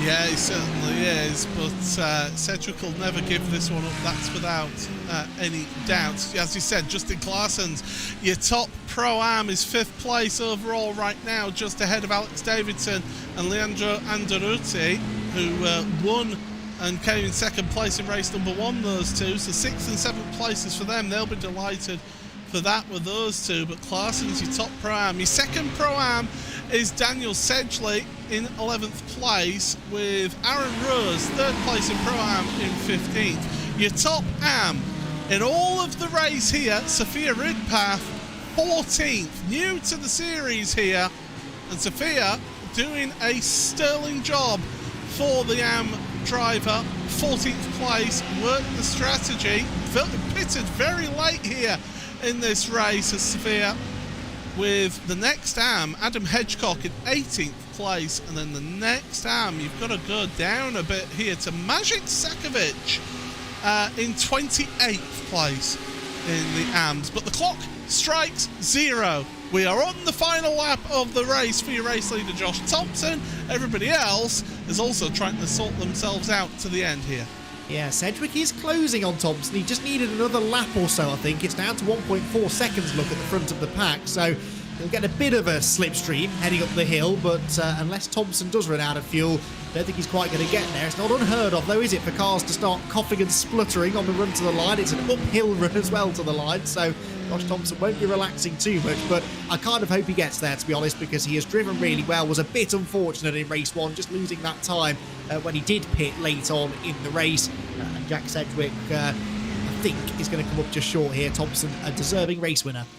Yep, through Junsao for the final time. He's just checking his screens. He's looking in the mirrors. He knows that Cedric is nowhere near. There's the smile. He's happy. Oh, he just smiled momentarily. He doesn't like to give away his emotions. But it's a race win here for the Team Redline driver, Josh Thompson, across the line with Jack Cedric 2nd and Ross McFarlane rounding out the top 3. Justin Claessens, your top Pro-Am, has crossed the line in 5th place. A tremendous drive from Justin in that German SimRacing.de car. And your top Am, Sophia Ridpath for Platinum Racing Team. What a result for them. 1st place in Am, 14th overall. Yeah, and she drove a brilliant race. Like you said, didn't really play the strategy too much by pitting behind the safety car, just stayed out with everyone else and stuck with some of the leaders and ran a really strong pace. So great performance there. Adam Watson will come home not on the Pro-Am podium after a couple of incidents earlier on. Maciej Sakovic, though, as you said, will be on the Am class podium with a 3rd place finish. And quite a few drivers, I think, coming out of that feeling fairly satisfied, I reckon. Outside of those who got caught up in the opening lap incidents, I think that was a really good race and some real standout performances. It certainly was, as the last few drivers will come across the line here. And, wow. That was an intriguing second race, and it showed how that alternate strategy of Josh Thompson and taking that pit stop in the safety car period really panned out for him. But here is your unofficial race results for race number 2 of this evening, and it is Josh Thompson for Team Redline in their Audi taking the race win here by 1.4 seconds over Jack Cedric in his Inex Racing Ferrari. Ross McFarlane in his Pure Sims Esports Ferrari, 3rd place in the end. Good points for him in terms of the championship, ahead of Aaron Vasquez, with Justin Claessens then. German SimRacing.de by ACV, that Lamborghini finding itself in 5th place, but more importantly, your Pro-Am winner in the second race of the evening. Alex Davidson and Leandro Andaruti are the next two, with James Armstrong, Massimo Locatello and Lucas Prada rounding out your top 10. Tristan Iglesias then in 11th place, getting a good result in the end after being involved in incidents on the opening lap. Daniel Sedgley then, he'll be happy getting a podium in Pro-Am, 12th place overall, but a podium for the Platinum Racing Team nonetheless in Pro-Am. Hunter McDaniel then, 13th, ahead of Daniel Sedgley's teammate, Sophia Redpath, a winner in Am for Platinum Racing Team, so good result for the team there. Aaron Rose then, 3rd place in the Pro-Am standings for Altitude Esports White, ahead of Kevin Bellens and Shane Burke, who pole sitter Shane Burke 17th overall in the end. James Blamey and Ashley Finch and Tom Brown round out your top 20. Adam Hedgecock then second place in AM for Altitude Esports Blue in 21st with Pete Howard, Ethan Critchley. Adam Watson, after a spin and some excitement earlier on in this race. Jordan Johnson, David Nault with Harold Stadler. Magic Sekovic with Team Mad, your third best AM here in this result for 28th place overall. John Newman and Jonathan Walker in 30th place. Jensen Adrianson's ahead of Andy Arch with Richard Simner, Christoph Kurakas, who got involved in an incident through Cover de Sol, Fabio Unvadros. I mean, what happened to Fabio in all of that? It just dropped like a stone in this race. Matt Woodhouse had a couple of spins out there in 36th. We're ahead of Ben Gregory, Sarah Raab, Jeroen Kaiser and Cody Crosgrove in 40th place. Lee Berridge ahead of Patrick Faulkner, Brian Sohn and Jim Whitehouse were the last of the lead lap runners. Then Dan Blackwell, Paul Crawford and Lars Van Rijn finished one lap down. And then those that did not finish, Adam Tompkins, David Miles, Jake Cherrill. And then the final few that did not finish, Tim Perry, Marvin Lesmallman, Ben Palmer, Dariah Adriansons and Jack Osborne. Well, fortunate for us, straight away, Josh Thompson is quick to get on the interviews here. So, Andy, why don't you take it away with our race winner? Yeah, Josh Thompson joins us in the broadcast booth. Josh, thank you for joining us. Fantastic result there in race 2, and sort of makes up, I suspect, for race 1, where we thought you had it in the bag, but a little bit of time lost there in that late pit stop. Yeah, I think, like you said, to actually get the win in race 2 is quite nice after race 1. It's just unfortunate in race 1 with how the situation is, like with the safety car. With a 40-minute race, it kind of gets rid of that pit stop. So it kind of ruined it a little bit, but it is where it is. And yeah, to bounce back in race 2, got quite lucky with where I was positioned after when the safety car got called out. If I was a bit further back, I knew I had to take the fast repair because I had a broken left front after getting hit in that absolute chaos at the start. So wasn't ideal, but came back out in like 25th. So I knew it was like, okay, we've got a chance here. And I just literally just sat the entire 35 minutes just staring at the fuel mileage and just sitting there looking at that. And somehow managed to pull it off. Like, just had enough fuel at the end to get the win. So it paid off in the end. But at one point I was like, I might have to actually come back in. So yeah, overall, I'm pretty happy it's actually managed to pull it off. That's interesting then, because we were asking the question up here, you know, why you'd chosen to make that pit stop on the safety car, because you'd made some good progress anyway on the opening lap, and we thought, you know, you were maybe sacrificing some track position. The damage obviously explains why you had to do that, but that first lap from your perspective, Josh, in race 2, I'd love to get your thoughts on that, because it looked frantic. Yeah, I think for one, it's been Interlagos. Like with how turn 1 and 2 is, I think that's, you always expect a bit of chaos. I just don't appreciate people going 5 wide up the inside, up against the wall along the grass and rejoining when it's a 40-minute race. Like, that's how I saw it when I went to turn 1. Like, you know, like normally you could be able to pick a line, like, okay, I'll stay here. And that was the first time I actually got into a corner and gone, I have no idea where I need to go. And obviously, as I said, like, I got the damage because someone from the right-hand side came across trying to avoid the crash in the middle, which bent the right or left side suspension. I don't know which side it was, but I got a knock on either side. But to me, there's just, like, a 40-minute race. There's no real need, especially, like, it wasn't, like, a particularly large reverse as well, to be honest. Like, we've had bigger ones and we've got away with it, so I know, I think sometimes people get a bit over themselves with cold tyres in lap 1, turn 1, so. Well, the good news is we're heading to Red Bull Ring next time, where we never ever have contact at the first corner. So I'm sure we're going to have a nice clean race start there. Your thoughts about Red Bull Ring then, Josh? You've sort of really kick-started your championship campaign here tonight, haven't you? It'd be nice to keep that going next time.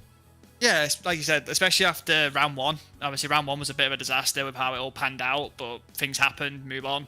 Red Bull Ring, I don't know. It'll be interesting. I'm not a massive fan of it. I'd rather done the Interlagos round as the sprint round and then Red Bull Ring as the 40-minute races. But that's just unlucky, really. But I think it'll be okay. The racing's normally quite good around there. It is a bit hectic, but I think it still should be really good. And it's, on the whole side, it should be pretty clean, fingers crossed. Well, we'll see. We're hoping for the same, Josh, that's for sure. Thank you very much for taking some time to come and talk to us. Congratulations on what was a really strong night. Cheers, guys. Josh Thompson then, Team Redline, race winner in race 2, and a pretty relieved one at that, it sounds, Paul. Yeah, I don't blame him as well for feeling relieved in race number 2. But yeah, Interlagos, I mean, once we got past the chaos of lap 1s, we did seem to get some really good racing out there. And again, that strategy intrigue, once again, the series gives us that. And Cedric nearly pulled it off, didn't he? He nearly got close enough to Josh to make him worried. It was a lot closer than I expected it to be, actually. I thought there was going to be a bigger gulf between them after the pit stops, and also it does sound like Josh was genuinely concerned about fuel, so another half a lap longer, and it may well have been a Cedric victory, but these are the fine margins you deal with here. Josh Thompson judged that to perfection. Really interesting to hear as well that his hand was kind of forced. He had damage from the first lap, had to make that pit stop when he did. And it's funny, isn't it, how sometimes these things can either work for you or against you. Today it worked well for him. Jack Cedric, though, I think will be happy with his points haul. It's been a solid night for him tonight as well, and he'll come out of this feeling pretty satisfied as well. Well, you did mention it in the interview. Next week, then, we head on over to the Red Bull Ring for 3 20-minute sprint races. So it's not bad enough that we've got to face Turn 1 and Turn 3 once. We've got to face it 3 times next week. But that should be an absolute cracker here on RaceSpotTV. Yeah, absolutely. Red Bull Ring is one of my real favourite tracks, and it really is a bit of a bull ring circuit in these big GT3 cars. Plenty of places to overtake. That slipstream is going to be mega, and no fuel conservation to worry about at all. It's just 3 straight-up sprint races. It's going to be fun. Well, that is certainly going to be fun. But thank you so much, Andy, for joining us here tonight for covering for Peter Mackay, who should hopefully be back next week after his jaunt out to Florida. But from myself, Paul Smith, from Hugo Luis, and from everybody here at RaceSpotTV and the World GT Championship, we wish you a farewell and do enjoy your evening. But until next week, with the World GT Championship goes to the Red Bull Ring, it's goodbye from us. Good night.